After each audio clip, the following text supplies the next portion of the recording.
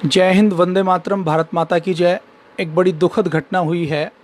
आप सब ने देखा होगा, मुंबई के पालघर में सीधे सीधे दिन दहाड़े ऐसा लगता है कि जैसे औरंगजेब या अलाउद्दीन खिजली का राज्य चल रहा हो। दिन दहाड़े दो साधुओं की पुलिस की कस्टडी में, जिनके ऊपर उनको बचाने की जिम्मेदारी थी, उनके हाथों से खींचकर सरेआम हत्या कर दी जाती है।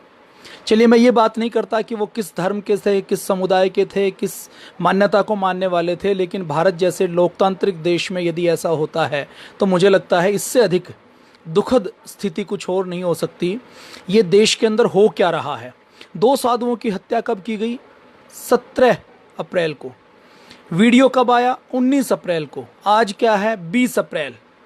इसका मतलब क्या है? इन 3 दिनों में आपने किसी न्यूज मीडिया में, किसी पोर्टल हाउस में, किसी अवार्ड वापसी गैंग को, किसी व्यक्ति को आपने सुना नहीं होगा। भारत के अंदर दो लोगों की लिंचिंग कर दी जाती है, और वो व्यक्ति जिन्होंने जीते जी अपना श्राद्ध कर दिया, जिन्होंने अपने पूरे जीवन को देश, धर्म, संस्कृति के लिए कुर्बान करने के लिए जिन्होंने समर्पित कर दिया, जिनका केवल एक ही लक्ष्य था कि हमें इस देश की रक्षा के लिए, हमें इस देश के समाज की रक्षा के लिए, गरीबों के कल्याण के लिए अपना जीवन लगाना है, उनके ऊपर यदि इस तरह अत्याचार होता है, पुलिस की कस्टडी में अत्याचार होता है, तो हम किस देश में, किस समाज में जी रहे हैं। हमें परिवर्तन करना पड़ेगा, हमें जागना पड़ेगा, हमें जगाना पड़ेगा, और निश्चित तौर पर कुछ चीज़ों में हमें इजराइल की तरह दृढ़ संकल्प रखना पड़ेगा, इजराइल की तरह मानना पड़ेगा। तो वो एक बहुत दुखद घटना थी। हमारे बहुत से राष्ट्रवादी व्यक्ति जिन्होंने कल इस दुखद घटना को देखा, जिन्होंने वीडियो को देखा, मैंने उस वीडियो को देखा, तो देखने के बाद, उस वीडियो को देखने के बाद कोई व्यक्ति शांत नहीं रह सकता, कोई व्यक्ति सुकून से नहीं रह सकता, उसको सुकून से चैन की नींद नहीं आ सकती। तो बहुत विचलित किया उस वीडियो ने, और ये बहुत दुखद बात है। खुद अब मीडिया को आप देखिए तो मीडिया क्या साबित कर रहा है? मीडिया कह रहा है कि वो चोर थे। अभी आप 2-3 साल पहले दूसरे एंगल पर चले जाइए, झारखंड में एक मॉब लिंचिंग हुई। वो कौन था? वो बाइक का चोर था। उसके लिए पूरी मीडिया उसके प्रोटेक्शन में आकर खड़ी हो गई। मां की हत्या करने वाला इकलाख, जो हिंदुओं की गोमाता की हत्या करता है, उसको कुछ लोगों ने लिंचिंग की। हम उसको ठीक नहीं कहते, हम उसकी निंदा करते हैं। कानून के अनुसार कार्रवाई होनी चाहिए। एक देशभक्त नागरिक अपने लोकतंत्र में, अपने संविधान में पूरा भरोसा रखता है, लेकिन उस अखलाक के लिए पूरा मीडिया में रुदन छा गया। पूरे अवार्ड वापसी गैंग ने घंटों तक, पूरे मीडिया में मैं बात करूं तो कई हजार घंटों की स्टोरियां प्लांट की गई। प्रिंट मीडिया के अंदर लाखों पेज खराब कर दिए गए। डिबेट का हिस्सा बना रहा, लोग इसका मुद्दा बनाते रहे, इंटरनेशनल फोरम में, मानवाधिकार आयोग में इसको उठाया गया, लेकिन दो साधुओं की, निरपराध साधुओं की हत्या कर दी जाती है, और उसके बारे में कहा जाता है कि इसके बारे में यदि बातचीत करोगे, इसके बारे में कोई बात कहोगे तो आपको गिरफ्तार कर लिया जाएगा। वीडियो के अंदर अभी सुदर्शन न्यूज आप देख रहे होंगे, वो साफ साफ कहते हैं, उसमें एक विशेष समुदाय का नाम आता है, और वो कहते हैं कि मार सोएब मार। ये कहाँ से आता है, मैं इसको समझ नहीं पा रहा हूँ। तो ये चीज़ें ठीक नहीं है। जिस भी मत, पंथ, संप्रदाय, जाति के हैं, अपराधी अपराधी होता है। जिन्होंने भी इसके ऊपर ये घटनाक्रम किया है, उनके ऊपर कठोर कार्रवाई होनी चाहिए। उसी कठोर कार्रवाई में अभी कुछ राष्ट्रवादी व्यक्ति लगे हुए थे उसकी मांग करने के लिए, उसकी डिमांड करने के लिए। तो आज का लाइव उसके लिए डिले हुआ है।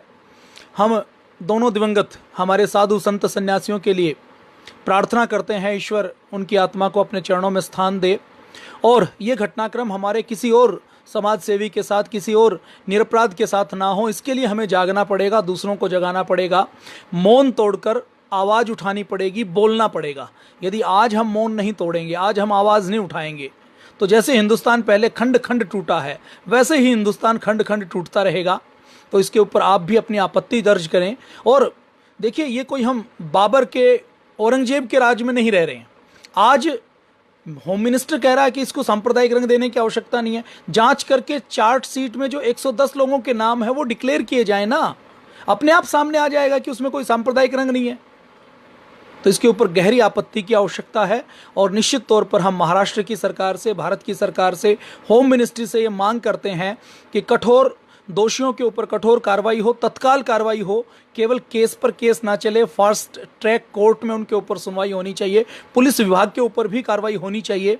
जो पुलिसकर्मी इसके लिए दोषी हैं उनको भी इसके बारे में देखना चाहिए, जिन्होंने अपने कर्तव्य का निर्वहन नहीं किया। और इसके साथ साथ कोर्ट को संज्ञान लेते हुए, जैसे दूसरे मामलों में ये आतंकवादियों का ख्याल रखते हैं कि आतंकवादियों के मानवाधिकारों का कहीं हनन ना हो जाए, वैसे ही जो देश के साधु संत सन्यासी हैं उनके मानवाधिकारों का हनन ना हो, उसके लिए भी कोर्ट को संज्ञान लेना चाहिए और कड़ी कार्रवाई करनी चाहिए, कड़ा एक्शन लेना चाहिए। जो भी दोषी हैं उनको सामने लाया जाना चाहिए और उनके ऊपर कठोर तत्काल कार्रवाई की जानी चाहिए। ऐसी मांग मुझे लगता है हमें करनी चाहिए, और यदि हम ये नहीं करते हैं तो हम अपने आप को धोखा दे रहे हैं। चाइना की बात करें, वुहान की बात करें, तो भारत के अंदर समस्याएं बहुत हैं। भारत के देश के अंदर जो समस्याएं हैं वैसी ही समस्याएं भारत देश के बाहर हैं। चाइना की बात करें, चाइनीज वायरस की बात करें, वुहान वायरस की बात करें, तो वुहान चाइनीज वायरस की आज हम बात करें तो भारत के अंदर भी 500 से ज़्यादा लोग मारे जा चुके हैं। संख्या 16,000 को पार कर चुकी है।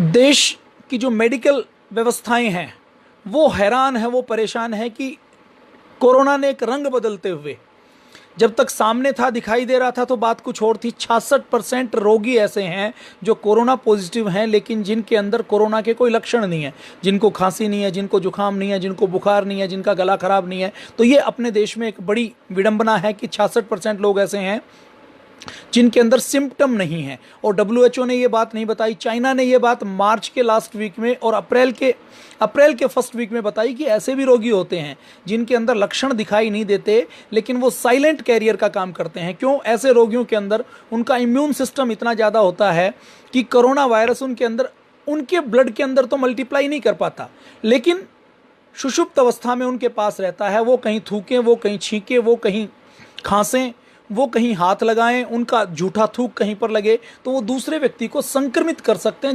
जिसका इम्यून सिस्टम कमज़ोर है उसके ऊपर वो संक्रमित करके उसको संक्रमण फैलाने का काम कर सकते हैं। तो ये बात जो छोटे छोटे यूरोपियन देशों ने मार्च के अंदर पहचान ली थी, चाइना ने वो अप्रैल के अंदर बताई है, और WHO ने भी बहुत बाद में इसके ऊपर मोहर लगाई है। तो भारत में भी ये प्रमाणित हो गया कि 66% लोग ऐसे हैं जिनके अंदर कोई लक्षण दिखाई नहीं देते। देखिए, दुश्मन यदि सामने है तो उससे लड़ाई की जा सकती है, लेकिन दुश्मन ने वेश बदला हो और वेश बदलकर दुश्मन पहचान में नहीं आए तो वो बड़ी खतरनाक स्थिति होती है। तो चाइना ने, WHO ने 100% ये सोचते हुए कि ये वायरस पूरी दुनिया में फैले, इसके लिए पहले तो इसके बारे में जानकारी नहीं दी गई। जानकारी दी गई तो ये ह्यूमन टू ह्यूमन ट्रांसफ़र होता है, ट्रांसमिशन होता है इसके बारे में नहीं बताया गया। ये बताया गया तो उसके बाद ट्रेड को नहीं रोका गया, फ्लाइट्स को नहीं रोका गया, ये सब किया गया। तो उसके बाद ये नहीं बताया गया कि ये आदमी से आदमी के बीच में फैलता है। फिर ये नहीं बताया गया कि ये 3 फीट के अंदर फैलता है, और जब 3 फीट WHO ने कहा तो पता लगता है कि ये तो 27 फीट तक फैल सकता है। उसके बाद जब पूरे दुनिया के अलग अलग देशों से ये डाटा आना शुरू हो गए कि ये वायरस इतना खतरनाक है कि इस वायरस के लक्षण दिखाई नहीं देते और व्यक्ति इससे इन्फेक्टेड हो जाता है, तो अभी तक चाइना ने जाकर अप्रैल के फर्स्ट वीक में इसका बात के ऊपर हाँ की कि हमारे पास कुछ पेशेंट, 88,000 में से कुछ पेशेंट ऐसे भी थे जिनके अंदर लक्षण दिखाई नहीं दे रहे थे। लेकिन ये बात कब कही? जब पूरी दुनिया में फैल चुकी हुई। ये बात कहनी कब चाहिए थी? ये कहनी चाहिए थी 31 दिसंबर को, जब लक्षण और रिपोर्ट की कि ये वायरस का खतरा है, इसके लिए फ्लाइट के ऊपर रोक लगानी चाहिए, इसके ऊपर ट्रेड के ऊपर रोक लगानी चाहिए, ये आदमी से आदमी के बीच में फैलता है और इससे ये सावधानियां रखने की आवश्यकता है। इससे पूरी दुनिया में लॉकडाउन करना है, क्या सावधानी करनी है, इसका जीनोम स्ट्रक्चर ये है, इसका पेशेंट जीरो ये है, ये कहाँ से फैला। तो और जो हमने 2-3 दिन से हम जो बात कर रहे थे वो बातें दोबारा से सामने आ रही हैं। दोबारा से सामने कैसे आ रही हैं कि जो बात हम कर रहे थे, जो बात पहले, मैं यदि आपको मार्च में लेकर जाऊं तो मार्च में 24-25 मार्च को सबसे पहले अमेरिका के राष्ट्रपति मिस्टर ट्रंप ने यह कहा कि ये चाइनीज वायरस है, ये वुहान वायरस है, ये चाइना ने फैलाया है। इंटरनेशनल मीडिया में ज़्यादा ये बातें नहीं थी, ट्रंप का मजाक उड़ाया गया। जो कम्युनिस्ट लॉबी है, कम्युनिस्ट देश हैं, चाइना ने उसका खंडन किया गया। अब मार्च के लास्ट वीक के आते आते और अप्रैल के फर्स्ट वीक के आते आते ये कहानियाँ, ये स्टोरी, ये सोशल मीडिया के अंदर चलनी शुरू हुई। सोशल मीडिया से ये बातें होती होती मेन मीडिया के कुछ चैनल्स ने उठाई। जैसे भारत में बात करें तो भारत में सबसे पहले सुदर्शन ने उठाई, सुदर्शन के बाद देखा जाए तो जी न्यूज़ ने उठाई, जी न्यूज़ के बाद रिपब्लिक भारत ने उठाई, उसके बाद दूसरे न्यूज़ चैनल ने भी इसके ऊपर स्टोरी बनानी शुरू की। पहले उन्होंने, देखिए, उनके न्यूज़ चैनल के भी 2 प्रकार के प्रोग्राम होते हैं। एक तो वो जो प्योर न्यूज़ वाले प्रोग्राम होते हैं, दूसरे वो जिसमें वो कोई कहानी सुनाते हैं, कोई हत्या की स्टोरी सुनाते हैं, कोई सनसनी करवाते हैं, कोई सनसनीखेज कोई उदाहरण सुनाते हैं, कोई कॉन्स्पिरेसी थ्योरीज सिखाते हैं, कोई षड्यंत्र सुनाते हैं, कोई कहानियाँ सुनाते हैं, तो उसके अंदर उन्होंने उसका स्थान दिया। बाद में जब धीरे धीरे पूरी दुनिया में सीरियसनेस आने लगी, तो अब मेन मीडिया भी वही बात कह रहा है जो सोशल मीडिया के ऊपर हम जैसे राष्ट्रवादी लोग, हम जैसे मानवता प्रेमी लोग कहते थे। तो अब इसके अंदर और कुछ नए तथ्य आए हैं, और जो नए तथ्य आए हैं वो बड़े गंभीर हैं, वो बड़े गहरे हैं। अब आज हम बात करें तो महाराष्ट्र के अंदर 65% मरीज ऐसे हैं जिनके अंदर लक्षण नहीं दिखाई दे रहे। अब लक्षण नहीं दिखाई दे रहे, मान लीजिए आपके पड़ोस में ऐसा कोई मरीज है, वो अपना रोज का काम कर रहा है, वो सब्जी बेच रहा है, वो पिज्जा की डिलीवरी कर रहा है, वो कुछ और कर रहा है, उसके अंदर लक्षण नहीं दिखाई दे रहे, तो वो कितने लोगों को इन्फेक्शन फैलाने का काम कर सकता है। लक्षण दिखाई देंगे तो उसको रोका जा सकता है, उसको एक साइड में बिठाया जा सकता है, उसकी जांच की जा सकती है। और आप कल्पना कीजिए, रैपिड टेस्टिंग किट नहीं है, अपने पास कोई चीज़ नहीं है, तो हम कैसे किसी की जानकारी कर सकते हैं, कैसे किसी की टेस्टिंग कर सकते हैं। भारत में तो टेस्टिंग उसी की हो पा रही है, और पूरी दुनिया में, भारत की बात नहीं है, टेस्टिंग उसी की हो पा रही है जिसके ऊपर पूरा पूरा शक होता है या जिसके अंदर लक्षण दिखाई देते हैं। तो ये अपने आप में एक बहुत खतरनाक मामला है। ये ऐसा खतरनाक मामला है कि जिसमें आपको पता नहीं कि आपके सामने दुश्मन कौन है। कोई आपके सामने खांसे तो आप सावधानी रख सकते हैं, लेकिन नहीं खांसे तो सावधानी नहीं रख सकते। देश के अंदर मैंने लास्ट अपडेट की थी तो अभी लगभग 543 लोग मर चुके हैं। पूरी दुनिया की स्थिति क्या है मैं बता चुका हूँ। न्यूयॉर्क के अंदर इमरजेंसी विभाग की हेड के पास लगाने के पास N95 का मास्क नहीं है। न्यूयॉर्क के अंदर सड़कों के अंदर लोग मर रहे हैं। यूके के अंदर, ब्रिटेन के अंदर सड़कों के ऊपर लोग मर रहे हैं। लाशें रखने की जगह नहीं है, कब्रिस्तान के अंदर जगह नहीं है कि लाशों को दफनाया कैसे जाए। जेसीबी से कब्र खोदी जा रही हैं, ताबूत कम पड़ गए हैं। इटली के अंदर गलियों के अंदर लाशें सड़ रही हैं। 5-5 दिन जब लाशें सड़ जाती हैं तो उसके बाद कहीं उसका नंबर आता है कि अब इसको दफनाया जाएगा। जब दफनाया जाता है तो किसी परिजन की परमिशन नहीं होती कि वो पास में आए। यूके की बात करूं तो यूके में नर्सों को वेंटिलेटर के स्विच अपने आप ऑफ करने पड़ते हैं। क्यों? क्योंकि ताकि पेशेंट मर सके आराम से। उनको पता है कि इसके अंदर सुधार नहीं हो सकता, तो वेंटिलेटर का स्विच अपने हाथ से ऑफ करते हैं। अपने हाथ से दूसरे तरीके से कहें तो उसको सुकून की मौत देते हैं। और ये कई बार एक डॉक्टर को अपनी नर्स के लिए करना पड़ता है, एक नर्स को दूसरी नर्स के लिए करना पड़ता है। ब्रिटेन के प्रधानमंत्री को कोरोना हो जाता है, जर्मनी की चांसलर को कोरोना हो जाता है। कई मिडिल ईस्ट के देशों के जो मिनिस्ट्री लेवल के जो व्यक्ति हैं, एक देश के तो हेल्थ मिनिस्टर को कोरोना हो जाता है और खांसते खांसते वो प्रेस कॉन्फ्रेंस करता है। पूरी दुनिया के पावर सेंटर के ऊपर, पूरी दुनिया की इकोनॉमी के ऊपर हमला होता है। न्यूयॉर्क, जिसके बारे में ये कहा जाता है कि ये केवल अमेरिका का शहर नहीं है, ये वो शहर है जो कभी सोता नहीं है। पुराने ज़माने में जो रुतबा लंदन का था, जिसको ग्लोबल इकोनॉमिकल कैपिटल कहा जाता था, वो आज न्यूयॉर्क को कहा जाता है। न्यूयॉर्क के अंदर लाशों के ढेर लगे हैं। फ्रीजर जिसमें आइसक्रीम रखी जाती थी, उस आइसक्रीम के बड़े ट्रक जिसके अंदर टनों में आइसक्रीम आ सकती है, उन ट्रकों को हॉस्पिटल के इमरजेंसी डिपार्टमेंट के बाहर खड़ा कर दिया गया है ताकि लोग मरते रहें, तो मरते हुए लोगों को आप इसके अंदर भरते रहें और इनको ले जाकर हम किसी सुनसान द्वीप पर ले जाकर जेसीबी से गड्ढा खोदकर इनको हम दबा दें। ऐसी स्थिति पूरी दुनिया की आ चुकी है। पूरी दुनिया में त्राही त्राही है। 150 देश लॉकडाउन की स्थिति में है। लगभग 194 देशों के अंदर ये वायरस पहुंच चुका है। और वायरस कितना समझदार है, मैं बार बार ये बात कहता हूं कि ये वायरस इतना समझदार है, ये पासपोर्ट और वीज़ा देखकर ट्रैवल करता है। इसने वुहान से बीजिंग ट्रैवल नहीं किया, वुहान से शंघाई ट्रैवल नहीं किया, वुहान से हुबोई ट्रैवल नहीं किया, वुहान के चाइना के और 34 प्रांतों में से कहीं भी ट्रैवल नहीं किया। ये वायरस सीधा लैंड कहाँ पर करता है? अमेरिका के न्यूयॉर्क में लैंड करता है, इटली में जाता है, ये स्पेन में जाता है, ये फ्रांस में जाता है, ये जर्मनी में जाता है, ये ईरान में पहुँच जाता है, ये अफ्रीका में पहुँच जाता है, ये लैटिन अमेरिका में पहुँच जाता है, ये ऑस्ट्रेलिया के अंदर भी पहुँच जाता है, ये साउथ कोरिया के अंदर पहुंच जाता है, ये जापान के अंदर पहुंच जाता है, ये भारत के अंदर आ जाता है। लेकिन ये शंघाई में नहीं जाता, ये बीजिंग में नहीं जाता। इतना पढ़ा लिखा, इतना जिम्मेदार वायरस चाइना ने तैयार किया है। तो चाइना ने ये जो वायरस तैयार किया है, ये खतरा कितना है मानवता के लिए, पूरी दुनिया के लिए। चाइना ने केवल अपने मंसूबे पूरे करने के लिए कि मैं वर्ल्ड पावर बन जाऊं, मैं ग्लोबल इकोनॉमी बन जाऊं, मुझे पूरी दुनिया में दादागिरी करने का मौका मिले। और चाइना के लिए देखिए बहुत आम बात है। चाइना के लाल चौक पर एक बार कुछ स्टूडेंट डेमोक्रेसी की मांग के लिए प्रदर्शन कर रहे थे, तो सरेआम चाइना ने बिना कोई वार्निंग दिए, बिना कोई टैंक का हॉर्न बजाए, जो चेन वाला टैंक है बुलडोजर टाइप का, वो सीधा सीधा हजारों, लोग कहते हैं कि लाखों की संख्या में छात्रों के ऊपर चढ़ा दिया गया।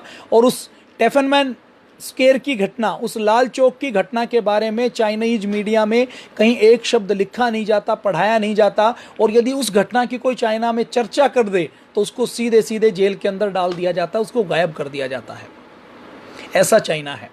आज दक्षिण अफ्रीका के देशों की स्थिति क्या है, मैं एक देश की स्थिति बताता हूं। सूडान नाम का एक देश है जहां पर एक राष्ट्रपति है, 5 उपराष्ट्रपति हैं।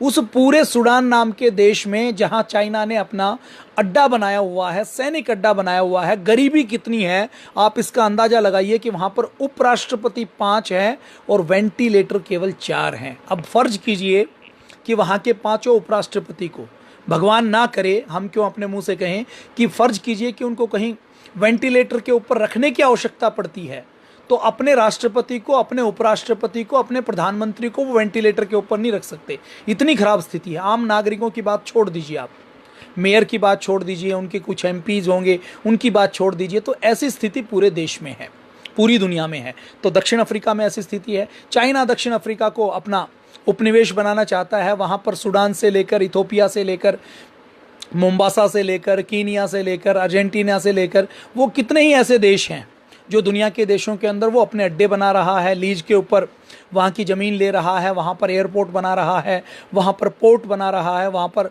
वहाँ का इंफ्रास्ट्रक्चर डेवलप कर रहा है। तो ये दक्षिण अफ्रीका की मैंने बात बताई।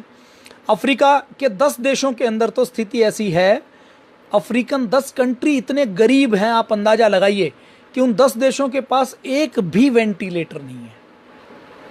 टोटल 10 देशों के पास एक सिंगल यूनिट भी वेंटिलेटर नहीं है। 41 देशों के पास केवल 2000 पीस वेंटिलेटर हैं। अमेरिका के पास 1,70,000 वेंटिलेटर हैं, लेकिन 1,70,000 वेंटिलेटर के बाद भी पूरा अमेरिका कैसे हाँफ रहा है। पूरे अमेरिका को ऐसा लगता है कि दमा और अस्थमा हो गया है। पूरे अमेरिका को ऐसा लगता है कि बेड के ऊपर, ऑक्सीजन के ऊपर पड़ा हुआ है। तो ऐसी स्थिति पूरी दुनिया की बन गई है। और ये स्थिति अपने आप नहीं बनी है, ये स्थिति भगवान ने नहीं बनाई है। इस स्थिति को बनाने में चाइना का बहुत बड़ा योगदान हुआ है। अभी कल खबर आई थी, आज के न्यूज़पेपर में आपने पढ़ा होगा, इंडिया के आज के न्यूज़पेपर में वो खबर छपी है कि नोबेल पुरस्कार विजेता जिसने HIV का वायरस खोजा था और जिसके बारे में ये कहा जाता है कि वायरस के बारे में इसकी बहुत बड़ी समझ है, उस नोबेल पुरस्कार विजेता लुक मोंटेनगियर ने कल ये कहा कि ये वायरस लैब में बनाया हुआ है, ये आदमी का बनाया हुआ वायरस है, ये कोई नेचुरल वायरस नहीं है। और जैसे ही इस नोबेल पुरस्कार विजेता जिसने HIV के वायरस की खोज की थी, उसने ये कहा तो पूरी दुनिया की राजनीति में, मीडिया में हलचल तेज हो गई है, एक तरीके से भूचाल आ गया है। मैं कहूँ कि ये चाइनीज वायरस है तो इसका कोई फर्क पड़ने वाला नहीं है। ट्रंप कहे तो उसका फ़र्क पड़ेगा, लेकिन अमेरिका में फ़र्क पड़ेगा, कुछ हिस्से में फ़र्क पड़ेगा। चाइना और पूरी दुनिया फिर भी मानने वाली नहीं है। कुछ लोग जो ट्रंप के विरोधी हैं वो उसका विरोध कर सकते हैं, लेकिन यदि नोबेल पुरस्कार विजेता, यदि कोई व्यक्ति जिसको वायरोलॉजी का एक्सपीरियंस है, जिसने अपनी पूरी ज़िंदगी वायरस की खोज करने में बिता दी, वो कहे तो उसका फ़र्क पड़ता है। तो उसने ये कहा और अब पूरा यूरोपियन मीडिया में इसकी चर्चा हो रही, पूरी दुनिया में इसकी चर्चा हो रही है। और इसके बीच में अपने देश में एक गलत स्थिति क्या हुई है उसकी बातचीत मैं बाद में करूंगा। तो अब अमेरिका ने क्या कहा है, अमेरिका ने पहले मार्च के लास्ट वीक में कहा कि ये चाइनीज वायरस है, ये वुहान वायरस है, ये चाइना से निकला है, ये कम्युनिस्ट वायरस है।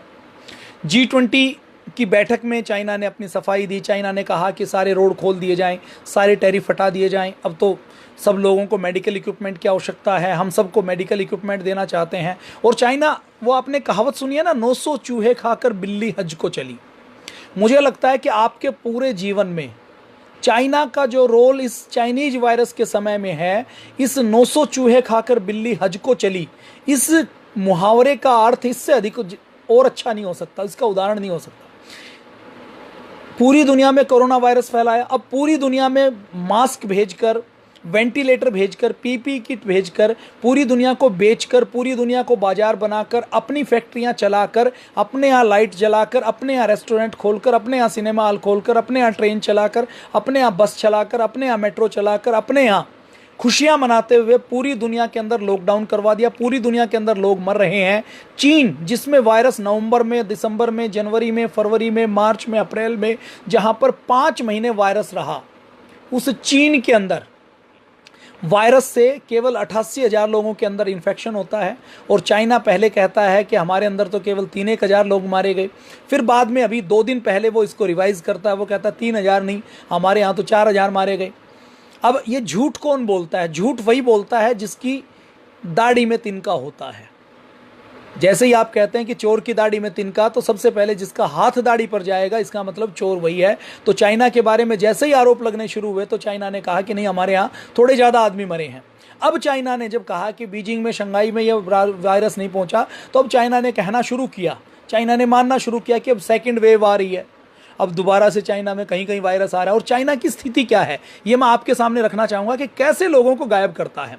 आज हमारे एक भाई ने, वो चाइना से लाइव कर रहे थे, जब उनसे किसी ने पूछा कि यहाँ पर डेमोक्रेसी कैसी है, तो उसने कहा कि डेमोक्रेसी की तो यहाँ बात ही नहीं कर सकते, यहाँ तो डेमोक्रेसी का कोई विषय ही नहीं है, कोई चाइना की गवर्नमेंट के विरोध में बोल नहीं सकता। और चाइना के अंदर, चाइना का कोई भी व्यक्ति अपने देश के खिलाफ नहीं जाता।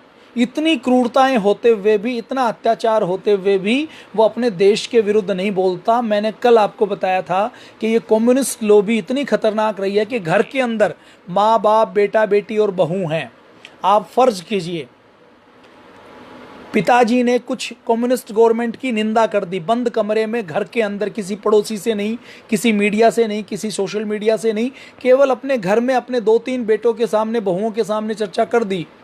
तो हो सकता है 10 साल पहले तक ऐसी स्थिति थी कि उनका कोई बेटा जाए और वो चाइनीज सरकार को खबर दे दे कि मेरे घर में मेरा पिताजी सरकार के विरुद्ध बात कर रहा था और उसको गिरफ्तार कर लिया जाए। ऐसी स्थिति चाइना में रहा। तो आप अंदाज़ा लगा लीजिए, जो जब खाने की टेबल के ऊपर बैठते हैं तो कुर्सी और मेज को छोड़कर सब कुछ खा जाते हैं। वो कहते हैं जिसके भी 4 पैर हैं, 5 पैर हैं, 6 पैर हैं, 100 पैर हैं, खन खजूरे तक जिसके 100 पैर होते हैं, उन सबको वो खा जाते हैं। मन करता है तो पकाकर खाते हैं, नहीं तो कच्चा खा जाते हैं। मन करता है तो मसाले डालते हैं, नहीं तो बिना मसाले डाले भी खा जाते हैं। ऐसे लोग हैं। उनकी दुकान के अंदर चाइना में तो है ही है, चाइना के अलावा साउथ कोरिया आप चले जाइए तो साउथ कोरिया के अंदर भी जो उनकी दुकानें हैं, दुकानों के अंदर जैसे आप मछली का शोरूम घर के अंदर रखते हैं ना, शीशे का एक मर्तबान सा बनाकर रखते हैं, शीशे का घर बनाकर रखते हैं जिसमें मछलियां छोड़ते हैं, रंग बिरंगी मछलियां जिनको देखते हैं। वैसे ही हर दुकान के बाहर घेंगड़े, केकड़े, घेंगे, सीप, मछलियां, सब कुछ जो कैसे कैसे जानवर होते हैं जिनके हमें नाम नहीं पता, वो सब बाहर डिस्प्ले करके रखते हैं। और व्यक्ति वहाँ पर चूज करता है कि इसको काटा जाए, इसको निकाला जाए, उसके सामने उसको निकाला जाता है, निकाल कर फिर उसको पकाया जाता है और लाइव पकाकर फिर उनकी प्लेट में परोसा जाता है। ऐसा किया जाता है। और वहाँ पर यह माना जाता है, देखिए पूरी दुनिया में जो मांसाहार करते हैं वो गलत संस्कृति है। जितने वायरस आए हैं 70% वायरस मांसाहार के कारण आए हैं। जो लोग ये तर्क देते हैं कि मांसाहार इसलिए करते हैं क्योंकि जहाँ पर खाने के लिए अनाज नहीं मिलता वहाँ पर हम मीट खाते हैं, जानवर खाते हैं, तो खाने के लिए अनाज पूरी दुनिया में उपलब्ध नहीं हो पाता। तो मैं आपसे पूछता हूँ कि जानवर क्या खाता है? जानवर यदि 20 किलो अनाज खाता है तो जाकर मुश्किल से आधा किलो मीट बनता है, आधा किलो मांस बनता है, बाकी सब वेस्ट के रूप में निकल जाता है। तो चाइना के अंदर, वेट मार्केट के अंदर, मीट मार्केट के अंदर होता क्या है, चाइनीज़ लोगों की मेंटलिटी आप देखिए। वो कहते हैं कि जब उनको सरेआम काटा जाता है और जब उनका खून बहता है तो उससे एनर्जी मिलती है, उससे वेव्स निकलती है, उसको वो अच्छा मानते हैं। ऐसी उनकी मेंटलिटी है। तो अब ट्रंप ने आज कहा है खुलेआम, उसने कहा है कि मैं अपने स्पेशलिस्ट की एक टीम चाइना में भेजना चाहता हूं। अब ये देखिए डिप्लोमेसी है। अब ट्रंप को चाइना को ट्रैप में लेना है तो वो सीधे सीधे ये नहीं कह सकता कि आपका वायरस है, क्योंकि उस लैब को अमेरिका भी फंडिंग करने का काम करता था। और देखिए चीन हो या अमेरिका हो, बहुत अच्छा कोई नहीं है।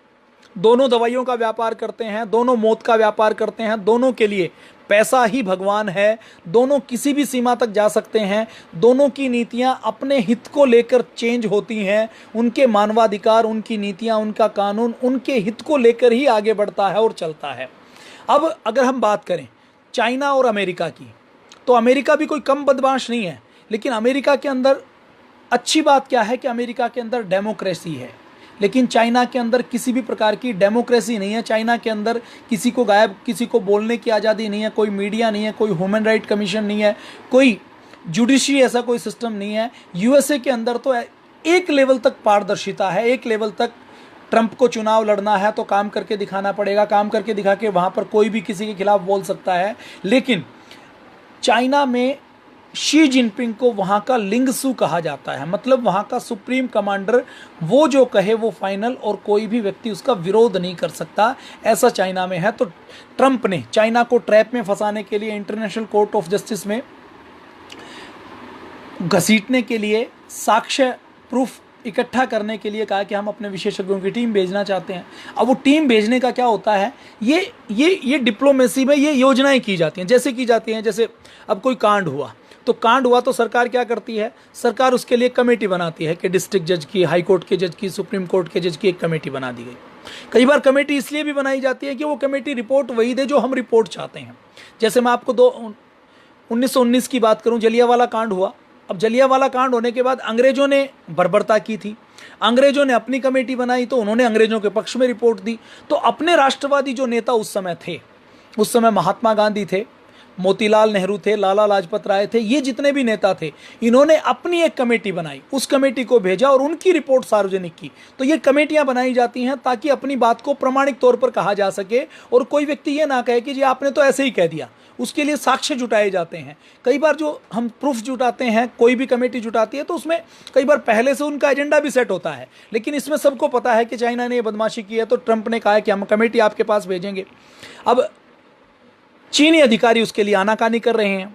अब ट्रंप कहता है कि हम चाहते हैं कि वुहान में क्या हो रहा है, क्या चल रहा है, हम उसको गहराई से देखना चाहते हैं और हम चाहते हैं कि चाइना इसके लिए हमारा स्वागत करे, इसके लिए ना नुकर ना करे, इसके लिए कोई ऑब्जेक्शन ना लगाए।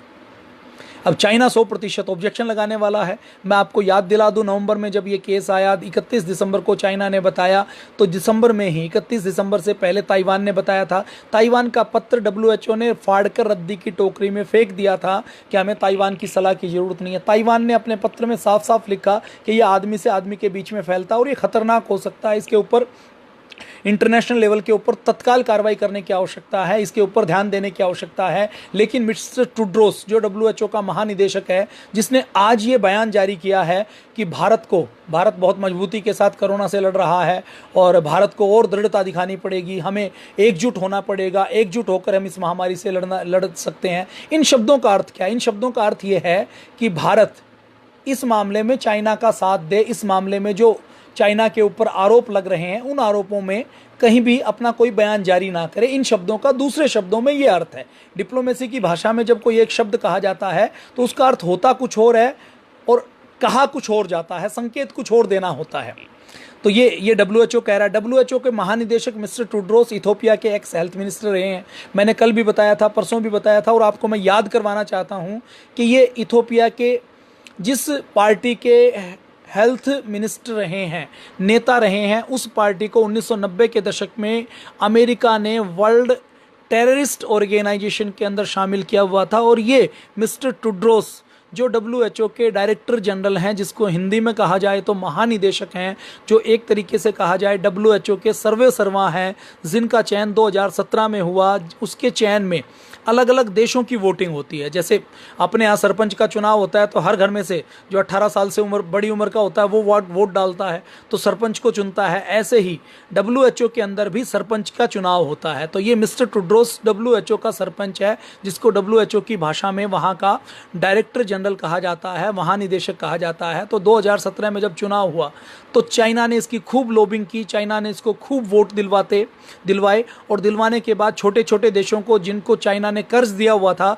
जो चाइना के सामने बोल नहीं सकते, कैसे देश, मैं आपको एग्जांपल देता हूं, जैसे श्रीलंका जिसको चाइना ने कर्ज दिया, जैसे पाकिस्तान जिसको चाइना ने 3 लाख करोड़ रुपए का कर्ज दिया है, जैसे फिलीपींस।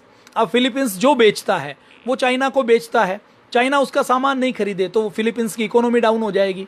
तो फिलीपींस ने जब फरवरी में पता लगा कि ये वायरस बड़ा खतरनाक है, ये आदमी से आदमी के बीच में फैलता है, तो उसने ट्रैवल के ऊपर रोक लगा दी, उसने फ्लाइट के ऊपर रोक लगा दिया। तो चाइना के फॉरेन मिनिस्टर ने सीधे सीधे फिलीपींस के राष्ट्रपति को फ़ोन करके ये कहा कि आपने यदि फ्लाइट के ऊपर, चाइना के ऊपर आने जाने के ऊपर रोक लगाई कोरोना वायरस का खामखा का हवा बनाने की कोशिश की तो हम आपके यहाँ से आयात निर्यात सब बंद कर देंगे और आपको यहाँ पर हम जीने नहीं देंगे।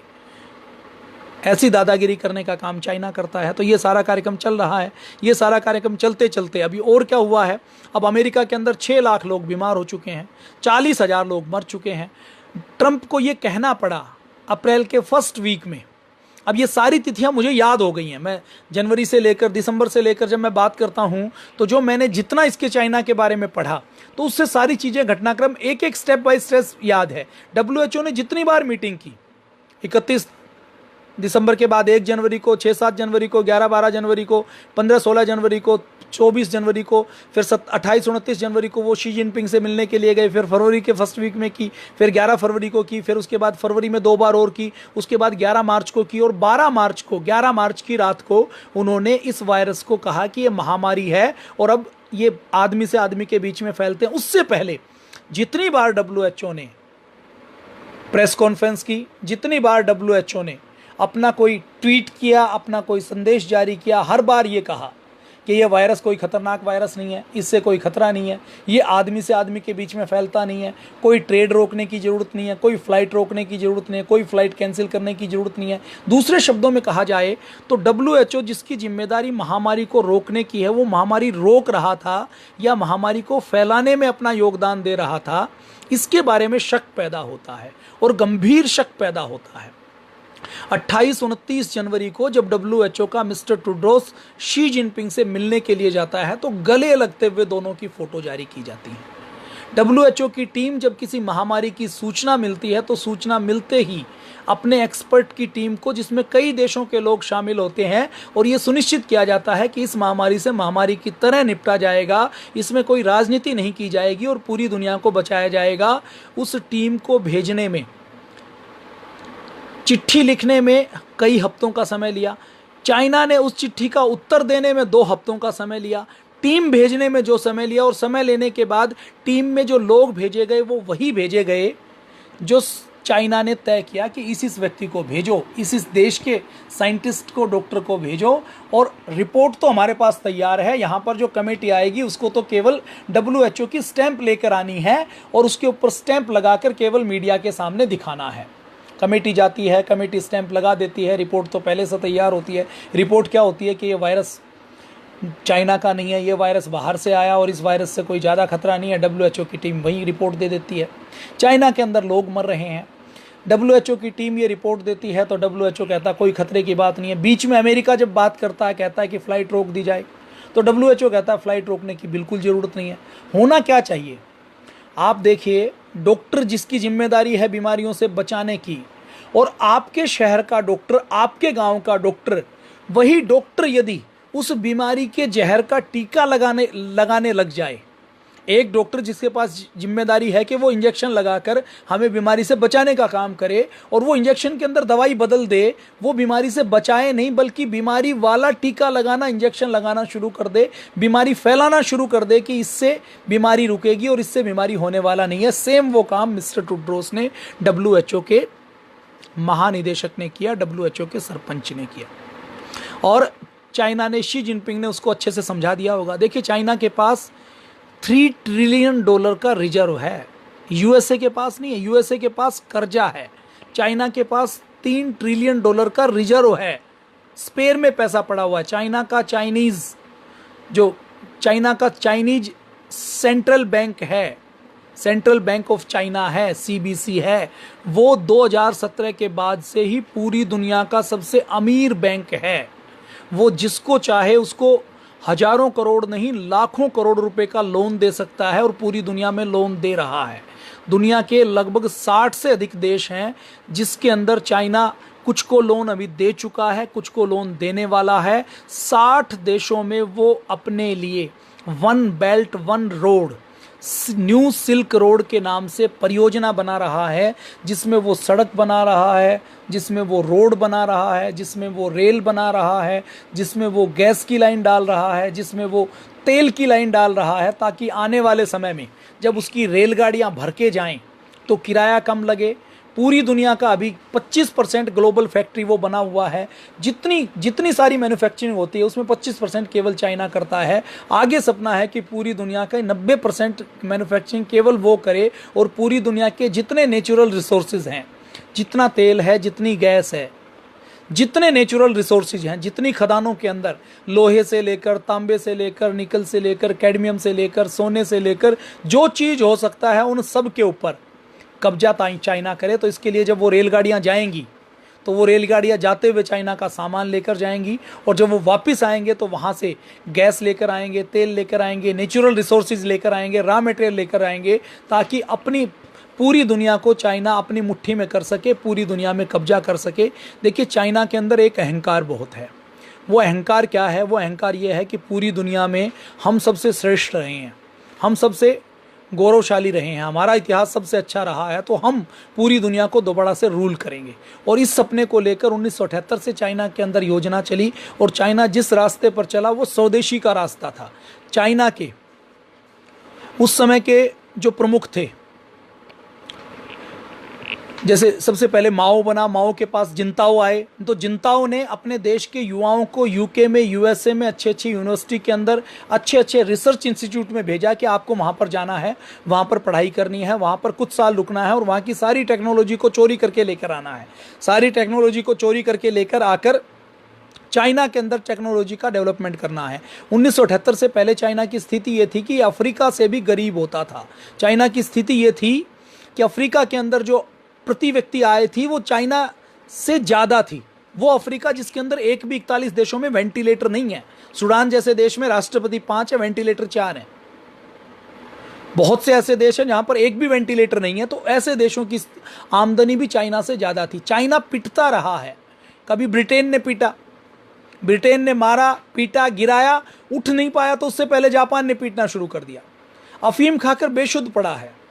सम्राट ऐसे हैं जिन्होंने पूरी चाइना की जनता को बार बार रोंदा है। अकाल आते रहे, ऐसे अकाल आते रहे कि सामने उनके लिए अन्न का दाने की बात छोड़ दीजिए, किसी फूल पत्ते की घास की बात छोड़ दीजिए, उनको खाने के लिए जो खाने वाले जानवर हैं, जिनको सूअर या मुर्गी के रूप में बोला जाता है, उनको छोड़ दीजिए। उन्होंने कन खजूरे, झिंगुर, चींटियाँ से लेकर जो कुछ दलदल के अंदर, कूड़े के अंदर, करकट के अंदर, कॉकरोच से लेकर कोई भी जानवर मिला वो उन्होंने खाना सीख लिया। और ये अकाल की मेहरबानी है कि चाइना के अंदर फूड कल्चर ऐसा डेवलप हो गया कि उनके अंदर ये हो गया कि जो सामने आए उसको खा जाओ। देखने की जरूरत नहीं है कि खाने की चीज़ है या नहीं है, जो सामने आओ वो खा जाओ। पीढ़ियों से उनके दादाओं ने अकाल में ये खाया था, अकाल में खाया था तो वो दादा से बेटे में आया, बेटे से पोते में आया, और अब पूरी चाइना इन मीट मार्केट में, इन वीट मार्केट में, इन मांस के बाज़ारों में जो सामने आता है उसको खा जाता है। तो ये चाइना करता है। तो ये मैंने थोड़ी सी आपको पृष्ठभूमि बताई कि चाइना का ये जो षड्यंत्र चल रहा है ये कैसे चल रहा है। अब ट्रंप ने कल क्या कहा था? कल ट्रंप ने कहा था कि चाइना ने इस कोरोना, इस चाइनीज वायरस को, इस वुहान वायरस को महामारी घोषित करने में 78 दिन का समय, 72 दिन का समय लगाया है। पूरी जनवरी, पूरी फरवरी और 12 मार्च को घोषित किया है। तो जनवरी के दिन जोड़ लीजिए, फरवरी के दिन जोड़ लीजिए, 30, 60 और 12 मार्च तक 72 दिन होते हैं। अब तक जितने फ्लू आए, स्वाइन फ्लू आया, सार्स आया, इबोला आया, उन सब में WHO ने 72 दिन का समय नहीं लगाया। 7 दिन में, 10 दिन में महामारी जैसे ही एक देश की बाउंड्री को क्रॉस की, और जितनी भी अब तक महामारी आई उसमें इतनी खतरनाक महामारी कोई नहीं थी जितनी खतरनाक महामारी ये चाइनीज वायरस है, ये वुहान वायरस है। और आप देखिए शब्दों का बहुत फर्क पड़ता है। कितना फर्क पड़ता है? ग्रामीण भाषा में जब कन्याओं की हत्या करनी होती थी तो माताओं को क्या कह दिया जाता था कि सफाई करवा के आनी है। सफाई गंदगी की जाती है। भ्रूण हत्या सफाई करवाने के नाम पर, कोख की सफाई करवाने के नाम पर की गई, क्योंकि सफाई जो शब्द है, अबॉर्शन जो शब्द है, उसको जब हम लेते हैं तो हमारे माइंड में कोई पिक्चर नहीं बनती, और शब्दों की मन में पिक्चर बनती है। हमारी संस्कृत वो भाषा है जिसमें हर शब्द का अलग है और हर शब्द की पिक्चर बनती है। उस शब्द के अनुसार जब पिक्चर बनती है तो मन में वैसे ही हार्मोन्स, वैसी ही केमिस्ट्री होती है, वैसे ही भाव बनते हैं, वैसे ही विचार बनते हैं, और जैसे भाव और विचार बनते हैं वैसे ही हम कर्म करते हैं। तो चाइना ने इसका नाम चाइनीज वायरस नहीं रखने दिया, वुहान वायरस नहीं रखने दिया। WHO 62 दिन 32 दिन तक तो केवल इसी काम में लगा हुआ, 12 फरवरी तक केवल इसी काम में लगा हुआ था, जब तक कई देशों में यह वायरस फैल चुका था कि इस वायरस का नाम क्या दिया जाए। कहीं गलती से भी इसका नाम चाइनीज वायरस हो गया, वुहान वायरस हो गया, तो चाइना की तो बेइज्जती हो जाएगी, चाइना की तो इकोनॉमी नीचे चली जाएगी, चाइना का तो माल बिकना बंद हो जाएगा। और ये हुआ। देखिए, जब जनवरी में ये एक आध केसेज आए, फरवरी के अंदर कुछ कुछ केसेज आने शुरू हुए, तो लोगों ने चाइना से माल खरीदना बंद कर दिया। भारत की जो रिटेल मार्केट हैं, भारत की जो थोक की मार्केट हैं, उनके जो हेड हैं, उनसे बातचीत हुई तो उन्होंने बताया कि जब जनवरी फरवरी में ये खबरें आनी शुरू हुई, तो मार्च में होली आती है, तो होली के लिए जो सामान खरीदा जाता है वो 3 महीने पहले ऑर्डर दिया जाता था। तो दिसंबर में लोगों ने ऑर्डर दिया। अब दिसंबर में दुनिया को नहीं पता कि चाइना में क्या हो रहा है। जब 31 दिसंबर को बताया तो पता लगा कि जनवरी में वुहान में और चाइना के अंदर ये वायरस फैला हुआ है। कुछ वहाँ के वीडियो आए, कुछ वहाँ की फोटोग्राफ आई, कुछ वहाँ के लोगों ने उसको वायरल किया। तो जब लोगों को पता लगा तो दुकानदारों ने ये कहा, जो कंटेनर के कंटेनर चाइना से मंगवाते हैं, देखिए चाइना का माल भारत में कैसे आता है। हरिद्वार में चाइनीज मांझा, चाइनीज पिचकारी, चाइनीज सेल कहाँ से आएगा। कोई थोक विक्रेता जो दिल्ली में, मुंबई में बैठा हुआ है, वो चाइना के अंदर चाइना के व्यापारियों को बल्क में ऑर्डर देता है, टनों में ऑर्डर देता है। वो ऑर्डर चाइना से पैक होकर शिपमेंट के जरिए, समुद्री जहाज़ों के जरिए भारत में आता है, वहाँ की किसी पोर्ट पर आता है, वहाँ से फिर कस्टम की क्लियरेंस होते हुए वो माल उस बड़े थोक के व्यापारी के गोदाम से आता है। थोक के व्यापारी के गोदाम से, दिल्ली के व्यापारी के गोदाम से, हरिद्वार का जो थोक का व्यापारी है उसके पास आता है। उस थोक के व्यापारी से फिर वो जो हरिद्वार की अलग अलग तहसील या अलग अलग मार्केट में जो डीलर होते हैं उनके पास आता है, उससे फिर वो छोटे रिटेलर्स दुकानदार के पास जाता है। तो ये पूरा पैटर्न होता है। तो दिसंबर में जिन्होंने ऑर्डर दिया था, जैसे ही इस वायरस की खबर आई थी, तो ऐसी मेरी बहुत सी दुकानदारों से बात हुई, क्योंकि मैं व्यापारिक परिवार से जुड़ा रहा, तो मेरे बहुत से जानकार, बहुत से रिश्तेदार व्यापार से जुड़े हुए हैं। तो उन्होंने कहा कि जैसे ही जनवरी में ये खबर आई, हमने नए ऑर्डर देने तो बंद कर दिए, बल्कि जो दिसंबर के ऑर्डर थे उसको भी हमने कैंसिल किया। उसके लिए 5% 10% यदि किसी प्रकार की हमें सिक्योरिटी मनी देनी पड़ी तो मनी देकर भी हमने कैंसिल करना उचित समझा, क्योंकि चाइना के वायरस की जैसे ही खबर छपी तो भारत में कोई भी व्यक्ति चाइना का माल पकड़ने के लिए तैयार नहीं है, क्योंकि आम आदमी को नहीं पता कि वायरस कितने दिन तक जिंदा रहता है, प्लास्टिक पर कितने दिन जिंदा रहता है, कागज पर कितने दिन जिंदा रहता है, कवर के ऊपर कितने दिन जिंदा रहता है। तो उसको तो ये लगता है कि चाइना से ही आया है तो वायरस आया होगा। तो चाइना का एक बड़ी योजना थी कि किसी भी प्रकार से इस वायरस का नाम चाइनीज वायरस ना रखा जाए, इस वायरस का नाम वुहान वायरस ना रखा जाए। अब चाइना ने WHO को पढ़ाया, WHO को लिखाया और इस वायरस का नाम उन्होंने लिखा। इस वायरस का नाम नोबल कोविड कोरोना 19 है। नोबल मतलब जिसका नाम नहीं पता, कोरोना ये कोरोना परिवार का है। कोरोना परिवार के तो 3000 से ज़्यादा वायरस होते हैं जो चमगादड़ की प्रजाति में पाए जाते हैं। बहुत से वायरस के बारे में तो अभी आपने देखा होगा कि जो हमारी +2 की बायोलॉजी की बुक है उसके अंदर भी लिखा हुआ है कि कोरोना फैमिली के वायरस। कोरोना फैमिली का पहला वायरस तो 1956 में पाया गया था, जो एक बस कंडक्टर की अनपढ़ बेटी ने खोजा था। इलेक्ट्रॉनिक माइक्रोस्कोप में जब उसने देखा कि एक वायरस ऐसा है जिसके आसपास क्राउन जैसा बना हुआ है, कुछ क्राउन जैसे उभरे हुए हिस्से बने हुए, तो उसको कोरोना नाम दे दिया गया। तो WHO ने इसका नामकरण क्या किया कि ये वायरस नोबल कोविड कोरोना है 19 है। मतलब ऐसा कोरोना वायरस जिसका नामकरण नहीं हुआ, जिसके बारे में कारण, जिसका नाम अज्ञात है और जो 2019 में आया, इसके लिए हमने इसका नाम नोबल कोरोना कोविड 19 कर दिया।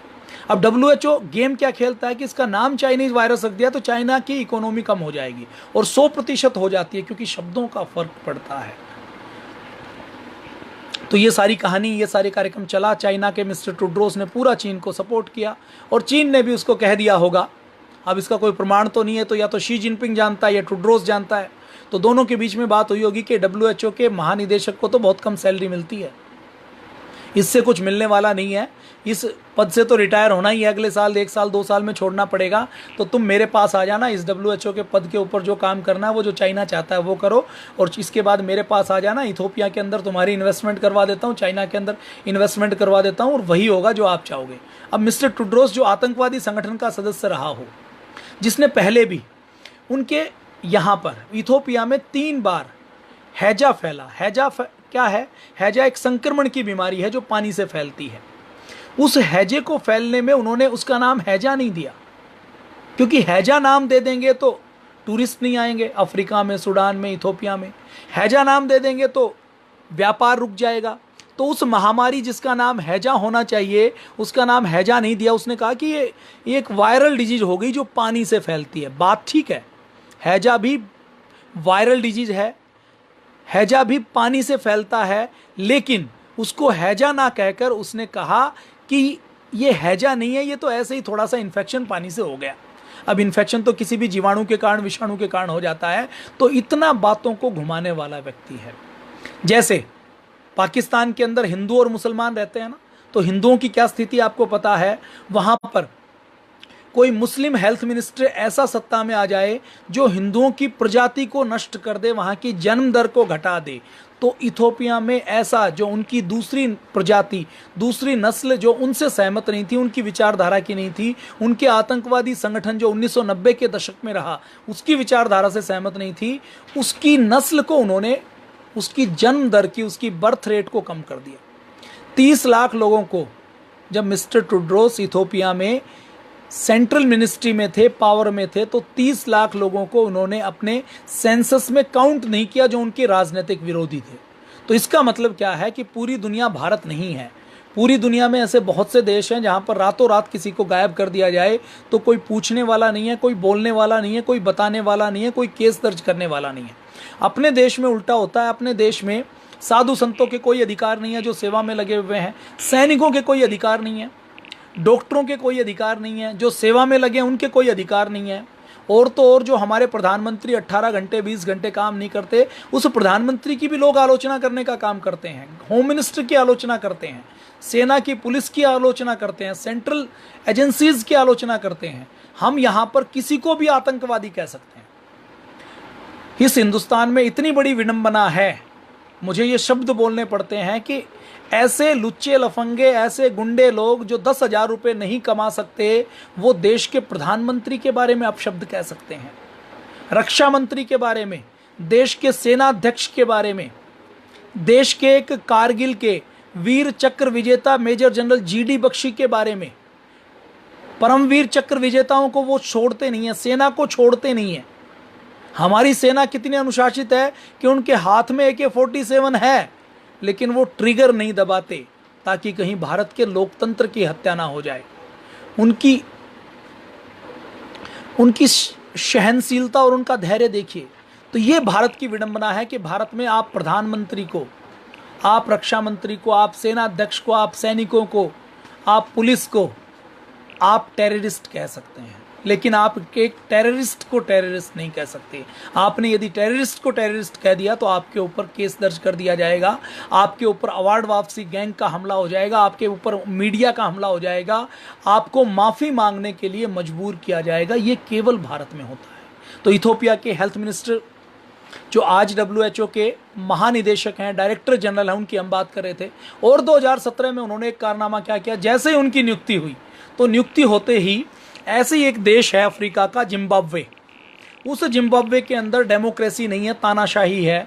तो उस जिम्बाब्वे का तानाशाह जो टेड्रोस का दोस्त है, अब जो आतंकवादी संगठन का व्यक्ति रहा हो तो उसके दोस्त भी ऐसे ही मिलेंगे। तो उसने कहा कि मुझे भी इंटरनेशनल लेवल के ऊपर थोड़ी सी पहचान चाहिए। तो उसने कहा कोई बात नहीं, मैं WHO का महानिदेशक हूँ, चलो तुम्हें यहाँ का एम्बेसडर बना देता हूँ। और उस जिम्बाब्वे के तानाशाह को उसने WHO का वेलनेस गुडविल एम्बेसडर बना दिया। WHO का गुडविल एम्बेसडर मतलब प्रतिष्ठा का राजपूत।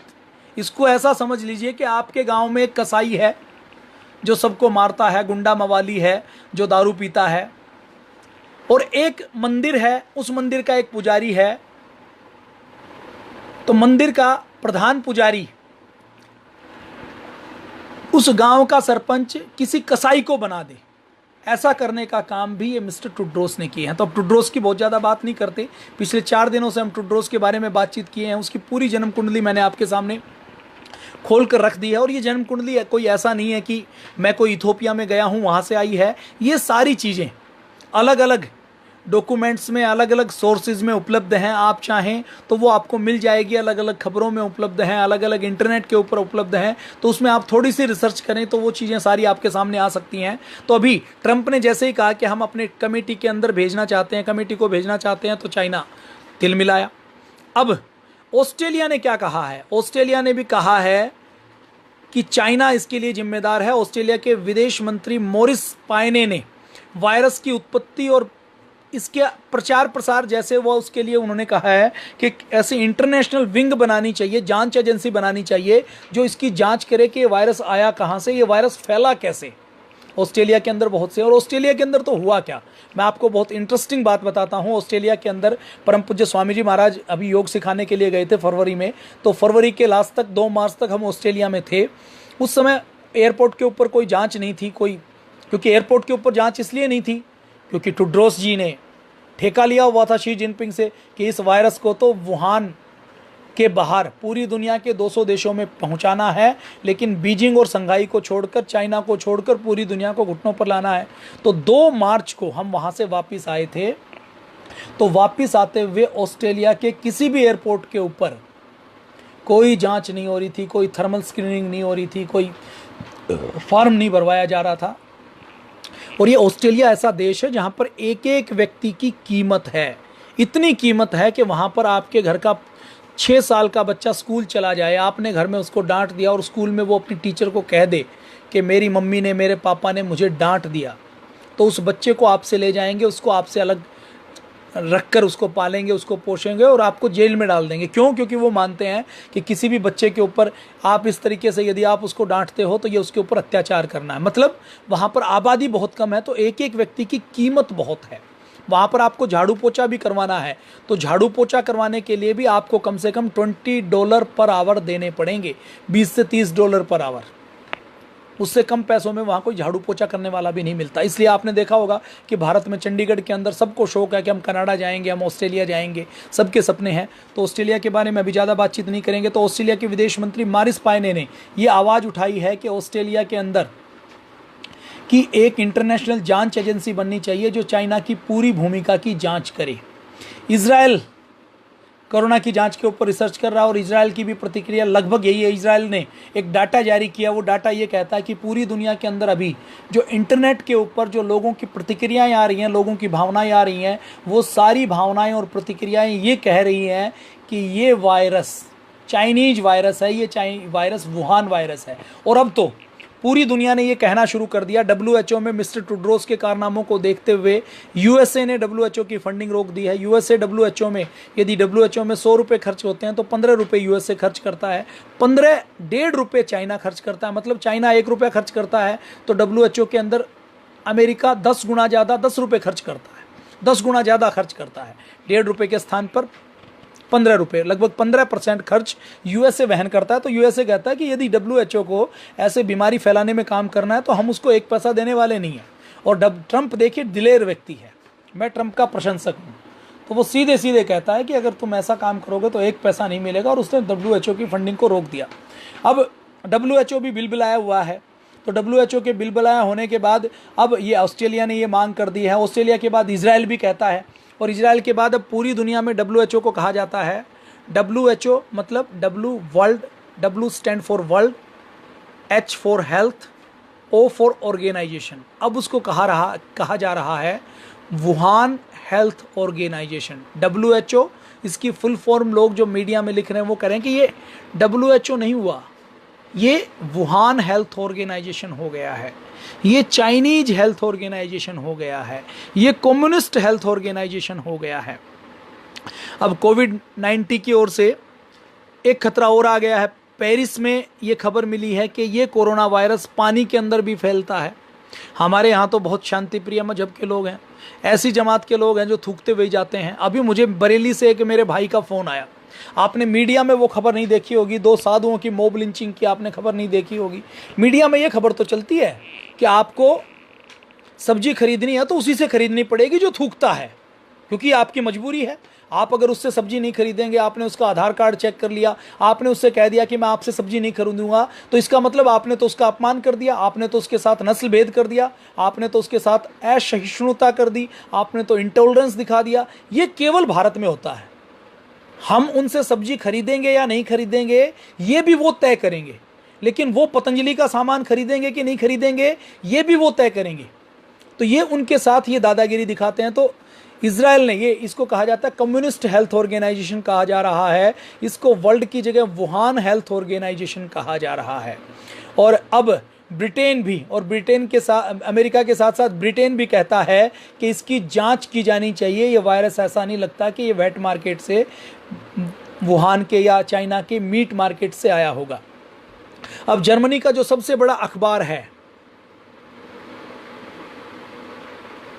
बिल्ड गिट, उस अखबार ने ये कहा है, और उसने ये कहा है कि एक 13,000 पाउंड का हम चाइना के ऊपर एक हर्जाना दायर करते हैं।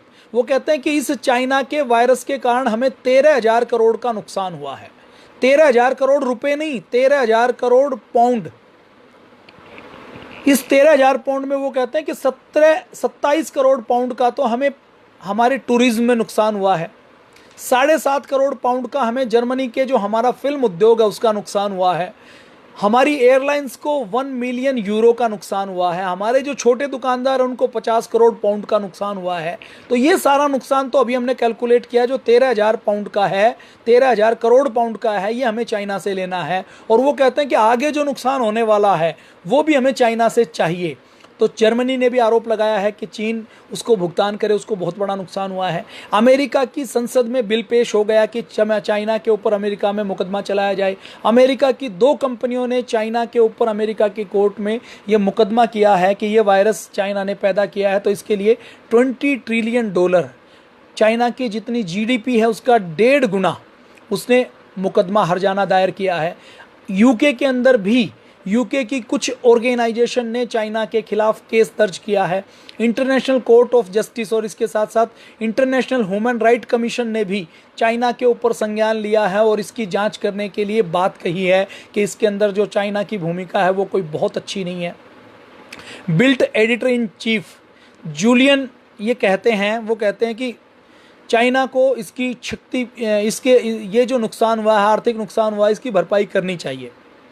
और शी जिनपिंग ने, चाइना ने निश्चित तौर पर पूरी दुनिया को भ्रम में रखा, और लोग कहते हैं WHO ने भी इसमें पूरी दुनिया को भ्रम में रखा। अब जर्मनी ने बिल भेज दिया, ऑस्ट्रेलिया ने इंटरनेशनल जांच की मांग की है, USA ने अपनी एजेंसी भेजने के लिए कहा है, अपने यहाँ अपनी सीनेट में बिल पास कर रहा है, अपने यहाँ कोर्ट के अंदर मुकदमा दायर कर दिया है।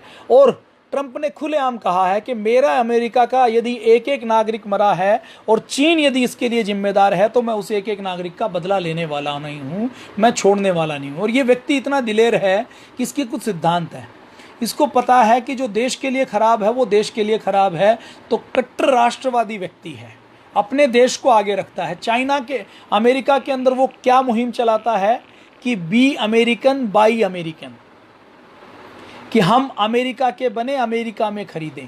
चाइना से जो सामान आता है और उससे जब अमेरिकन डॉलर जाता है, तो ट्रंप ने अभी, ये बात है सितंबर 2018 की, सितंबर 2018 में $250 बिलियन के टैरिफ लगा दिए। टैरिफ लगाने का मतलब क्या है कि जो सामान चाइना से आता है, जैसे भारत में चाइना से मोबाइल फ़ोन आते हैं, शियोमी का मोबाइल फ़ोन, ओप्पो का मोबाइल फ़ोन, वीवो का मोबाइल फ़ोन, तो कस्टम की ड्यूटी मान लीजिए सामान्य आइटम के ऊपर, इलेक्ट्रॉनिक आइटम के ऊपर कुछ और है, और हमारी देश की सरकार केवल मोबाइल फ़ोन के ऊपर ड्यूटी बढ़ा दे, तो वो मोबाइल फ़ोन चाइना के जो आने वाले हैं वो महंगे हो जाएंगे और भारत में बनने वाले मोबाइल फ़ोन ज़्यादा बिकेंगे। इसको बोलते हैं टैरिफ लगाना, टैक्स इम्पोज करना। तो चाइना, USA ने 2018 में सितंबर में चाइना के ऊपर बहुत से टैरिफ लगाए हैं। अभी जर्मनी ने बिल भेजा, फ्रांस ने कहा।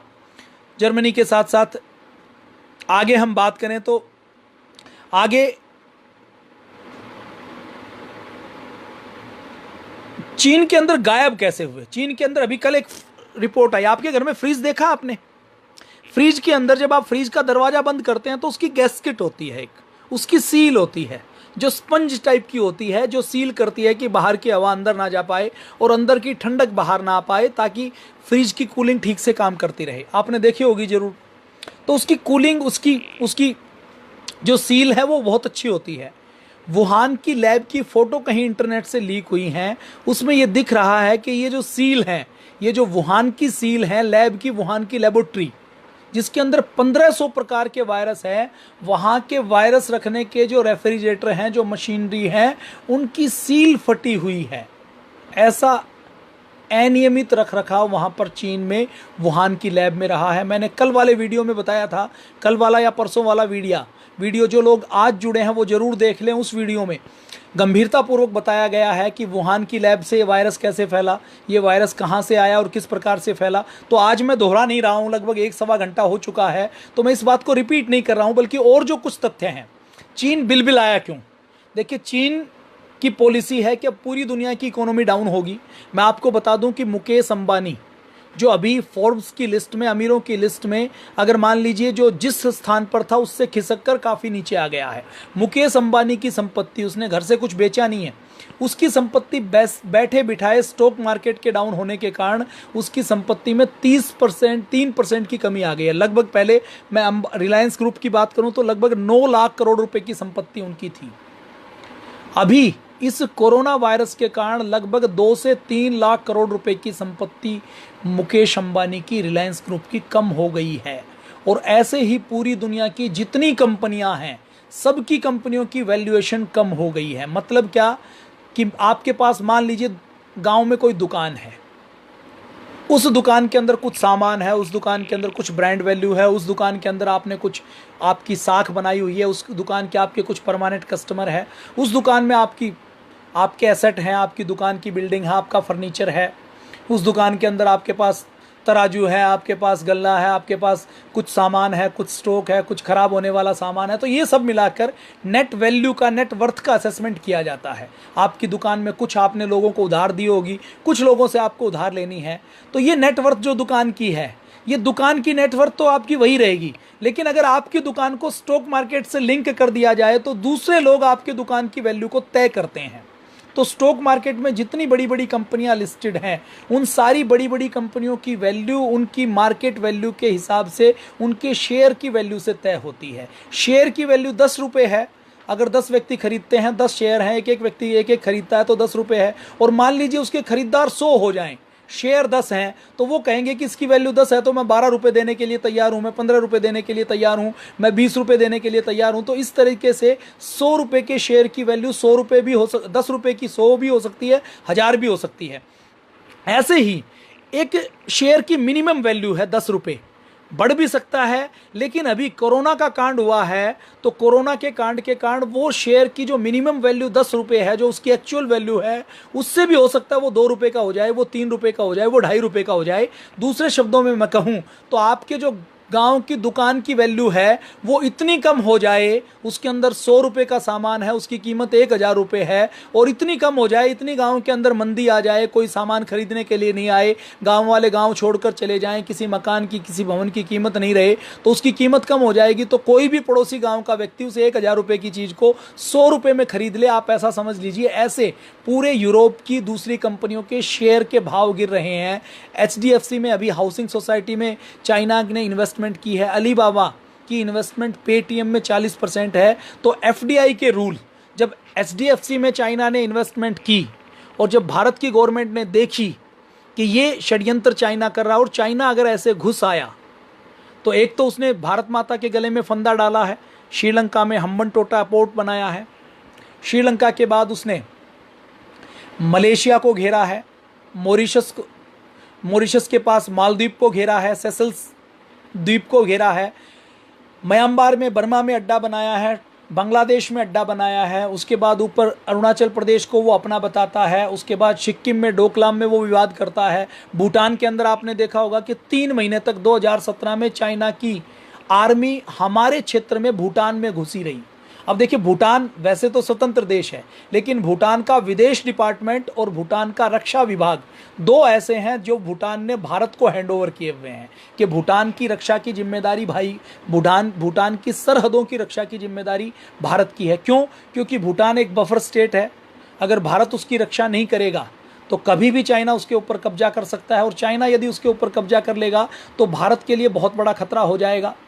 अब भूटान के ऊपर वो एंट्री करता है, रोड बनाने की बात करता है, भारत जब उसकी सरहदों की रक्षा करने की बात करता है तो चाइना उसके ऊपर ऑब्जेक्शन करता है। नेपाल के अंदर हम 2009-10 में हम नेपाल में गए थे, हम मानसरोवर गए थे, हम चीन में गए थे, तो नेपाल के अंदर और तिब्बत के अंदर जहाँ पर घास का तिनका नहीं उगता, जहाँ पर कोई जानवर नहीं टिक पाता, उस हिस्से में भी चाइना हाईवे बना रहा था। और कैसे हाईवे? दिल्ली से जो मथुरा और आगरा एक्सप्रेसवे है ना, वैसे हाईवे 2010 में बना रहा था। जब हम 2009-10 में वहाँ पर गए थे तो भारत में हमने कोई इतनी अच्छी सड़क देखी नहीं थी। तो वैसे हाईवे तिब्बत के अंदर वो बना रहा है। नेपाल के अंदर, नेपाल के पोखरा तक रेल लाइन बिछाने का काम कर रहा है। नेपाल में हॉस्पिटल बना रहा है। नेपाल का संसद भवन बनाने का काम चाइना कर रहा है। और ऊपर आ जाइए, और ऊपर उसने तिब्बत के ऊपर पूरा कब्जा कर लिया है। तिब्बत के और आगे आ जाइए, लेह लद्दाख के अंदर अक्साई चीन के नाम से हमारा 32,000 वर्ग किलोमीटर के एरिया के ऊपर उसने, जो स्विट्जरलैंड के बराबर है, उसके ऊपर कब्जा किया हुआ है। और ऊपर आ जाइए, अफगानिस्तान के अंदर भी उसने अपना सैनिक अड्डा बना लिया है। और आगे आ जाइए, पाक ऑक्यूपाइड कश्मीर में पीओके में जो भारत माता की माँ का मुकुट है, उस मुकुट के अंदर उसने चाइनीज पाकिस्तानी इकोनॉमिकल कॉरिडोर बनाया है। और आगे आ जाइए, पाकिस्तान के ग्वादर पोर्ट के ऊपर उसने पोर्ट का डेवलपमेंट किया है। 5 लाख चीनियों को वहाँ पर बसा दिया है। और नीचे अफ्रीका में आ जाइए, अफ्रीका में आप आ जाएंगे तो अरब देशों के अंदर तो वो इन्वेस्टमेंट कर ही रहा है। अफ्रीका के अंदर आप आ जाएंगे तो अफ्रीका के अंदर, सूडान के अंदर, मोम्बासा के अंदर, इथोपिया के अंदर पूरे सैनिक अड्डे बना रहा है, पूरी इन्वेस्टमेंट कर रहा है भारत के पास। और नीचे आ जाइए, श्रीलंका के अंदर तो हम्बनटोटा पोर्ट के अंदर वो बैठा हुआ है। इसके साथ साथ इधर आप दाईं ओर श्रीलंका है। अब बाईं ओर आ जाइए, बाईं ओर मालदीव है, तो मालदीव के अंदर वो पोर्ट बना रहा है, इंफ्रास्ट्रक्चर बना रहा है। सेशल्स, मालदीव के पास छोटे छोटे बिंदु जैसे कुछ द्वीप है, वहाँ पर वो डेवलपमेंट कर रहा है। तो भारत को चारों ओर से घेरा हुआ है। और भारत को घेरने के साथ साथ इस चाइना ने भारत के चारों ओर के साथ साथ भारत को अंदर से भी घेरा हुआ है। ये जो भारत के चारों ओर फंदा है, वैसे ही एक फंदा, डिजिटल फंदा भारत ने, चाइना ने भारत की इकोनॉमी के अंदर भारत की कंपनियों को टेक ओवर करके किया है। और इस कंपनियों को टेक ओवर करते हुए उसने बहुत से स्टार्टअप में पैसा लगाया है, बहुत सी कंपनियों में पैसा लगाया है। वो कंपनियां कौन कौन सी हैं, उनके नाम मैं आपको डिटेल में बता दूंगा अभी। उन कंपनियों में चाइना इन्वेस्टमेंट कर रहा है। कुछ तो डायरेक्ट इन्वेस्टमेंट कर रहा है, कुछ कैसे कर रहा है कि अपनी किसी कंपनी, अपने किसी व्यक्ति की पहले सिंगापुर में कंपनी बनाता है, उस सिंगापुर के रास्ते से पैसा आता है। तो अगर भारत में चाइना भारत को चारों ओर से घेर लेगा, भारत को खंड खंड में तोड़ने के लिए कहीं जय भीम जय मीम के नारे लगते हैं। भारत के मीडिया हाउस में आप देखेंगे कि साधुओं की लिंचिंग हुई। मीडिया हाउस ने क्या दिखाया? चोरी के आरोप में 2 साधुओं को मारा गया। किसने मारा, क्यों मारा? किसी ने अवार्ड वापसी की बात नहीं की, किसी ने ये नहीं कहा कि लोकतंत्र की हत्या हो गई। ये मीडिया नैरेटिव सेट करने का काम कर रहा है। और मीडिया ऐसा है जो कम्युनिस्ट मीडिया की भूमिका निभा रहा है। कम्युनिस्ट लॉबी एक ऐसी है कि जब 1962 में चाइना आक्रमण करने के लिए आता है तो वो लॉबी ये नहीं कहती कि हमें चाइना के साथ लड़ना है, अपने देश को बचाना है, बल्कि वो ये कहते हैं कि चाइना तो बहुत अच्छा साम्यवादी देश है, चाइना तो कम्युनिस्ट देश है, चाइना का तो हम, अगर चाइना लड़ने के लिए आएगा तो हम भारत के साथ नहीं खड़े होंगे, हम तो चाइना का साथ देंगे। ऐसे ऐसे लोग अपने देश में भरे पड़े हैं। तो देश के अंदर खतरे बाहर भी हैं, अंदर भी हैं। तो मोदी सरकार ने जैसे ही चाइना ने एफडीआई के रास्ते एचडीएफसी हाउसिंग कॉरपोरेशन के अंदर अपनी हिस्सेदारी बढ़ाई, तो सरकार ने तत्काल ये घोषणा की कि अब हम अपने एफडीआई के नियमों में बदलाव करते हैं। मैं अपनी फेसबुक के ऊपर जो भारत की सरकार ने जो पोस्ट किया है वो आपके यहाँ पोस्ट करूँगा। उसमें भारत की सरकार ये कहती है कि नई एफडीआई की नीति में, तो चाइना क्या कर रहा है कि चाइना एफडीआई के माध्यम से भारत की कंपनियों को खरीदने की फिराक में है। वुहान वायरस, चाइनीज वायरस बनाया इसीलिए गया है कि यूरोप पूरा टूट जाए। यूरोपियन यूनियन टूट जाए, अमेरिका टूट जाए, अमेरिका की इकोनॉमी ध्वस्त हो जाए, लंदन ध्वस्त हो जाए और केवल बचे तो क्या बचे, केवल शी जिनपिंग और केवल चाइना बचे, ताकि वो वर्ल्ड लीडर बन सके, वर्ल्ड पावर बन सके, मिलिट्री लीडर बन सके, इकोनॉमिकल पावर बन सके। तो ये उसका सपना है, इस सपने के लिए वो लगा हुआ है। तो एफडीआई के माध्यम से वो चाहता था कि भारत के अंदर भी इन्वेस्टमेंट करे। अब भारत ने एफडीआई के ऑर्डर को बदल दिया है। उसने ये कहा है कि भारत की सीमाएं जिन देशों से लगती हैं उन देशों के व्यक्ति भारत के अंदर रूटीन के रूट से कोई इन्वेस्टमेंट नहीं कर सकते। अब ये जैसे ही भारत ने एफडीआई के रूल्स को बदला, चाइना बिलबिला गया, चाइना तिलमिला गया। उसने कहा कि ये तो डब्ल्यूटीओ के नियमों का उल्लंघन है, ये तो G20 के देशों के बीच में जो व्यापार के नियम हुए उसमें उल्लंघन है। तो चाइना एक तरीके से अब बिलबुलाया हुआ है भारत से, इसलिए भी बिलबिलाया हुआ है कि चाइना ने सपना देखा था।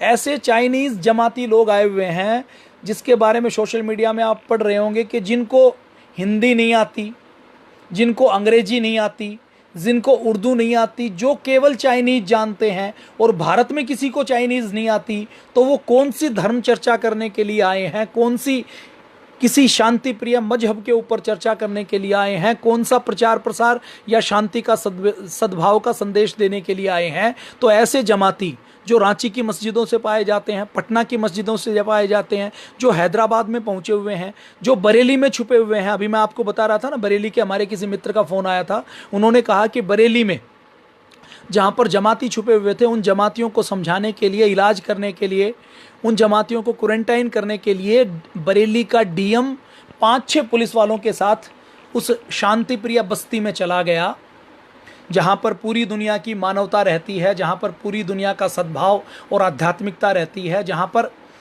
टपकता है, प्रेम टपकता है, अहिंसा टपकती है, जहाँ पर बुद्ध मुस्कुराता है। उस बस्ती में पहुँच गया, शांति प्रिय मजहब की बस्ती में। और वहाँ पर जब वो पहुँचे तो डीएम का हाथ तोड़ दिया। सरकार का, जिले का डीएम जो मालिक होता है उसका हाथ तोड़ दिया गया। क्या आपने किसी मीडिया में इस खबर को देखा? मैंने उनसे पूछा कि ये खबर आई नहीं क्या? मैं टीवी नहीं देख रहा हूँ, टीवी बहुत ज़्यादा नहीं देख रहा हूँ। मैं कोई खबर देखनी है तो वो सोशल मीडिया उसकी न्यूज़ की साइट के ऊपर जाकर उसको ट्विटर के ऊपर देख लेता हूँ। बहुत अधिक टीवी नहीं देखता। टीवी सुबह सुबह चलता है, पूज्य स्वामी जी महाराज का जो कार्यक्रम आता है सुबह 5 बजे से लेकर 7:30 बजे तक, और उसके बाद 8 बजे से लेकर 8:30 बजे तक जो इंडिया टीवी का कार्यक्रम आता है, ये 2 कार्यक्रम मैं देखता हूँ। इसके अलावा टीवी देखना बंद कर रखा है। तो लेकिन जब पता किया तो उसने कहा कि मेन मीडिया में, टीवी में तो कहीं नहीं आई, लेकिन हमारे यहाँ अखबारों में छपी है। तो डीएम का हाथ तोड़ा जाता है लेकिन वो कहीं न्यूज़ नहीं बनती। 2 साधुओं की मॉब लिंचिंग कर दी जाती है, वीडियो आता है, पुलिस हाथ झटक कर उनकी जान बचाने की जगह उनको उपद्रवियों के बीच में धकेल देती है, गाड़ी को पलटी कर दिया जाता है, पत्थरों से सिर को कुचल दिया जाता है। ये सब होने के बाद भी कोई अवार्ड वापस नहीं होता। किसी को इस देश में रहते हुए डर नहीं लगता, कोई किसी दूसरे देश में रहने की बात नहीं करता, कोई इंटॉलरेंस नहीं बढ़ती। अगर एक हिंदू मरे, अगर हमारा कोई साधु सन्यासी मरे तो कोई इंटॉलरेंस नहीं। हमने यदि उनसे सब्जी खरीदना बंद कर दिया, कि हमने कहा कि आप थूक कर सब्जी देंगे तो हम आपकी सब्जी नहीं खरीदेंगे, तो हमें लगता है कि ये पूरी दुनिया के अंदर, पूरी मीडिया के अंदर हवा बन जाता है। मैं प्याज लहसुन नहीं खाता, मैं मीट नहीं खाता, और मैंने अपने घर के कमरे को किसी शांति प्रिय मजहब वाले व्यक्ति को, जो कुछ भी काट कर खा सकता है, जिस गाय को मैं माँ मानता हूँ, उस गाय को काट कर भी जो खा सकता है, उसको यदि मैं अपना कमरा किराए पर ना दूँ तो उसके लिए मीडिया में स्टोरी चलती है कि मेरे अंदर इंटॉलरेंस है।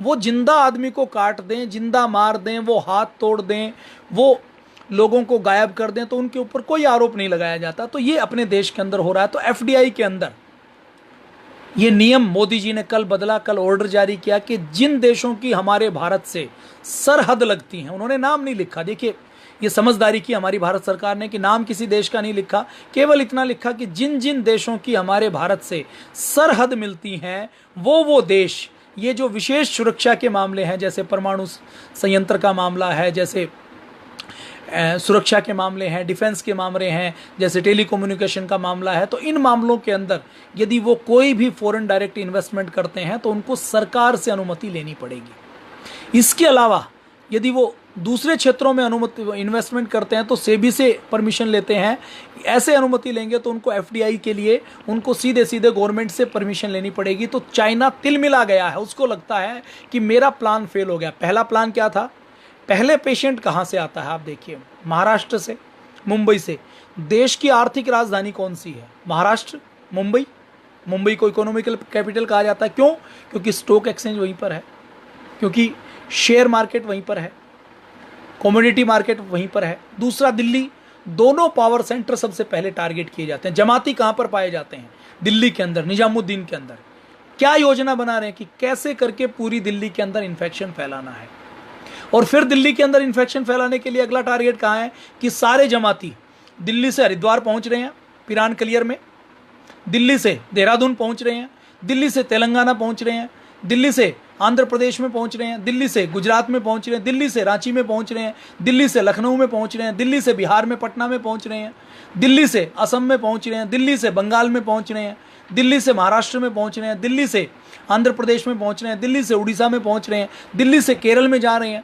और केरल के अंदर तो सरकार देखिए, होम मिनिस्ट्री ने गाइडलाइन जारी की है कि पूरे केरल में क्वारंटाइन के नियमों को, लॉकडाउन के नियमों को पालन किया जाए। केरल की सरकार ने सब कुछ खोल दिया है, ऐसी ढील जारी कर दी कि जैसे वो चाहते हैं कि केरल के अंदर भी ये मामला फैलाया जाए, इसके ऊपर नियंत्रण ना हो। तो होम मिनिस्ट्री ने, अमित शाह जी ने की मिनिस्ट्री ने अभी पत्र लिखा है, सख्त पत्र लिखा है कि केरल के अंदर लॉकडाउन के नियमों का पालन किया जाए, नहीं तो पूरे देश के अंदर खतरा हो सकता है। तो ये अपने देश की स्थिति है। अपने देश के अंदर एफडीआई के माध्यम से चाइना इंटरवेन करना चाहता था कि भारत के व्यापार के ऊपर मैं कब्जा कर लूँ। भारत को चारों ओर से घेरा हुआ है, भारत के दुश्मनों को मजबूत किया हुआ है। भारत के व्यापार में 5 लाख करोड़ रुपए का सामान चाइना भारत के व्यापार में डंप करता है। 1 लाख करोड़ रुपए का हम सामान उसको बेच पाते हैं। हमारा सामान रॉ मटेरियल होता है जिसके अंदर हमें बचत कम से कम होती है। चाइना का सामान ओप्पो, वीवो, शियोमी के ये फ़ोन होते हैं जिनकी लागत 2,000 रुपये में है, जो हमें 12,000 रुपये में बेचे जाते हैं। उसके माध्यम से मैं 2018 का डाटा आपको बता रहा हूँ, केवल 3 कंपनियाँ, ओप्पो, वीवो, जो केवल एक ही कंपनी के 2 नाम हैं। ओप्पो और वीवो अलग कंपनी नहीं है, आपको बोर्ड अलग दिखाई देंगे, मॉडल अलग दिखाई देंगे, नाम अलग दिखाई देंगे, लेकिन मालिक एक है, कंपनी एक ही है। दिखाने के लिए 2 बनाई हुई है ताकि जब सारा कंपटीशन खत्म हो जाए तो ओप्पो और वीवो के अंदर ही कंपटीशन हो, किसी और के अंदर कंपटीशन नहीं हो। तो ओप्पो, वीवो और शियोमी केवल 3 ब्रांड के मोबाइल फ़ोन 2018 का डाटा मैं आपको बता रहा हूँ, 1 साल के अंदर 76,000 करोड़ रुपए के बेचे गए थे।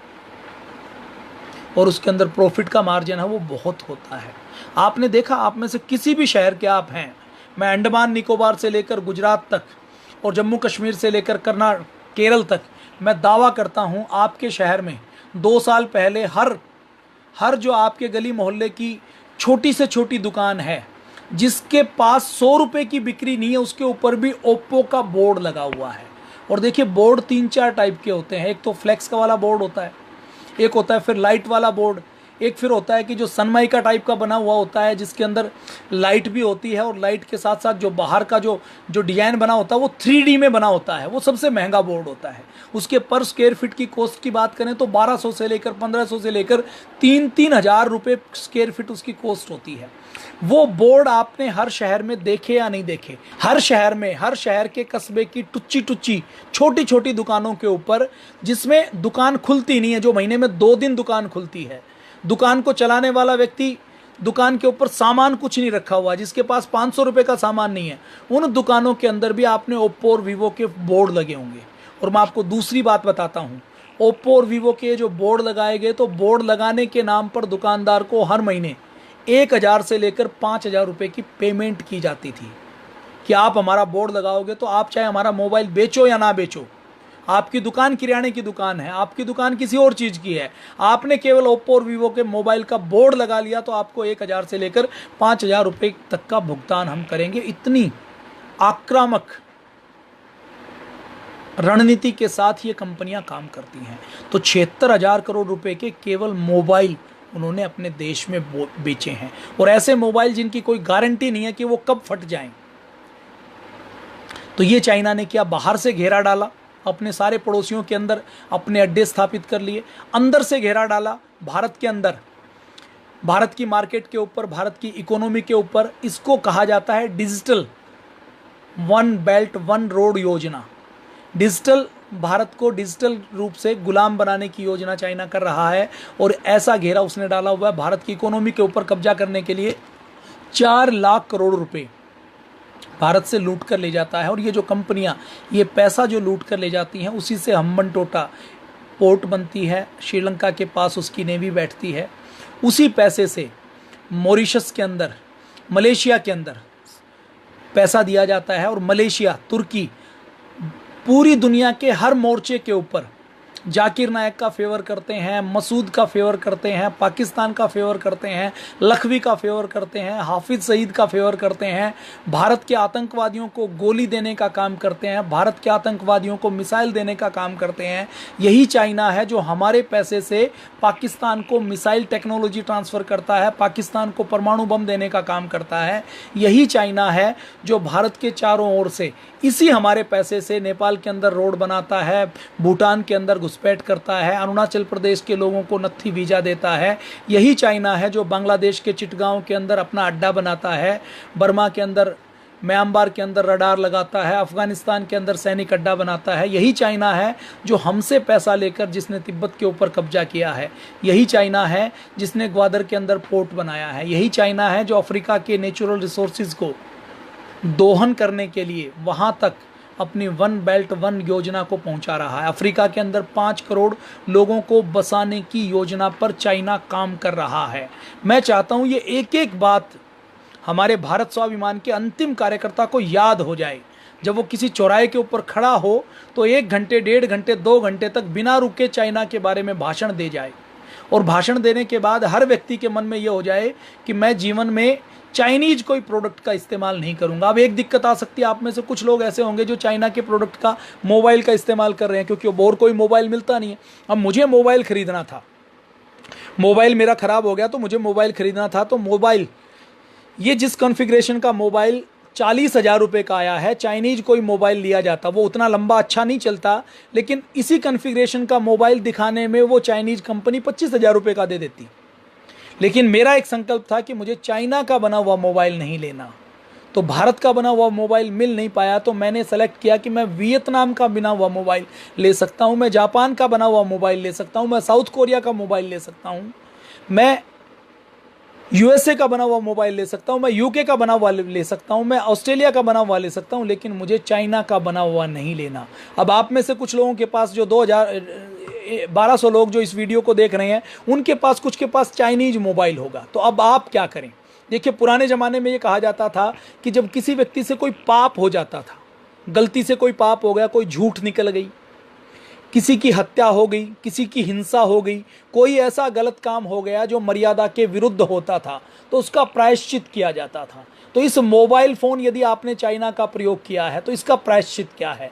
इसका प्रायश्चित यह है कि इस चाइनीज मोबाइल फ़ोन से आपने यदि 10,000 रुपये का फ़ोन खरीदा है तो चाइना को कम से कम 1 लाख रुपए की चपट लगाने का काम करें, 1 लाख रुपए का नुकसान पहुंचाने का काम करें, तो ये काम आपको करना है। तो इस चाइनीज मोबाइल का क्या प्रयोग करना है? इस चाइनीज मोबाइल में व्हाट्सअप डालकर, फेसबुक डालकर, ट्विटर डालकर, इंस्टाग्राम डालकर, यूट्यूब का प्रयोग करके अधिक से अधिक लोगों को चाइना की कारस्तानियों के विषय में बताना है, ताकि चाइना पूरी दुनिया के सामने एक्सपोज हो सके, ताकि पूरी दुनिया के सामने हम चाइना का चेहरा बता सके और भारत के लोगों को बता सकें कि आपने यदि चाइना की 200 रुपये की पिचकारी खरीदी तो इस 200 रुपये की पिचकारी एक गोली बनकर कश्मीर के आतंकवादियों को मिलेगी, और वो पिचकारी के 200 रुपये आपके उस बुलेट के रूप में हमारे किसी भारत के सैनिक की छाती के ऊपर दागी जाएगी।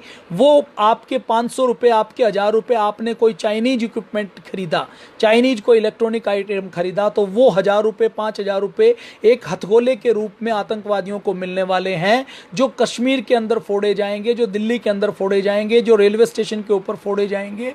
जो पैसे हम चाइनीज कंपनियों को देंगे, वो पैसे हमारे ताज होटल के ऊपर अटैक करने में काम आने वाले हैं। उस पैसे से इंटरनेशनल फोरम के ऊपर हाफिज सईद का बचाव होने वाला है, मसूद अजहर का बचाव होने वाला है। उस पैसे से भारत के ऊपर आक्रमण करने की योजना बनने वाली है। तो हमें ये एक एक युवा को समझाना है। तो कम से कम चाइना के विरोध में कोई वीडियो आपको मिले, कोई सूचना मिले तो उसको 1-1 हज़ार व्यक्तियों तक आपको पहुंचाना है। मेरा कल का वीडियो है, परसों का वीडियो है, उसको शेयर कर दीजिए।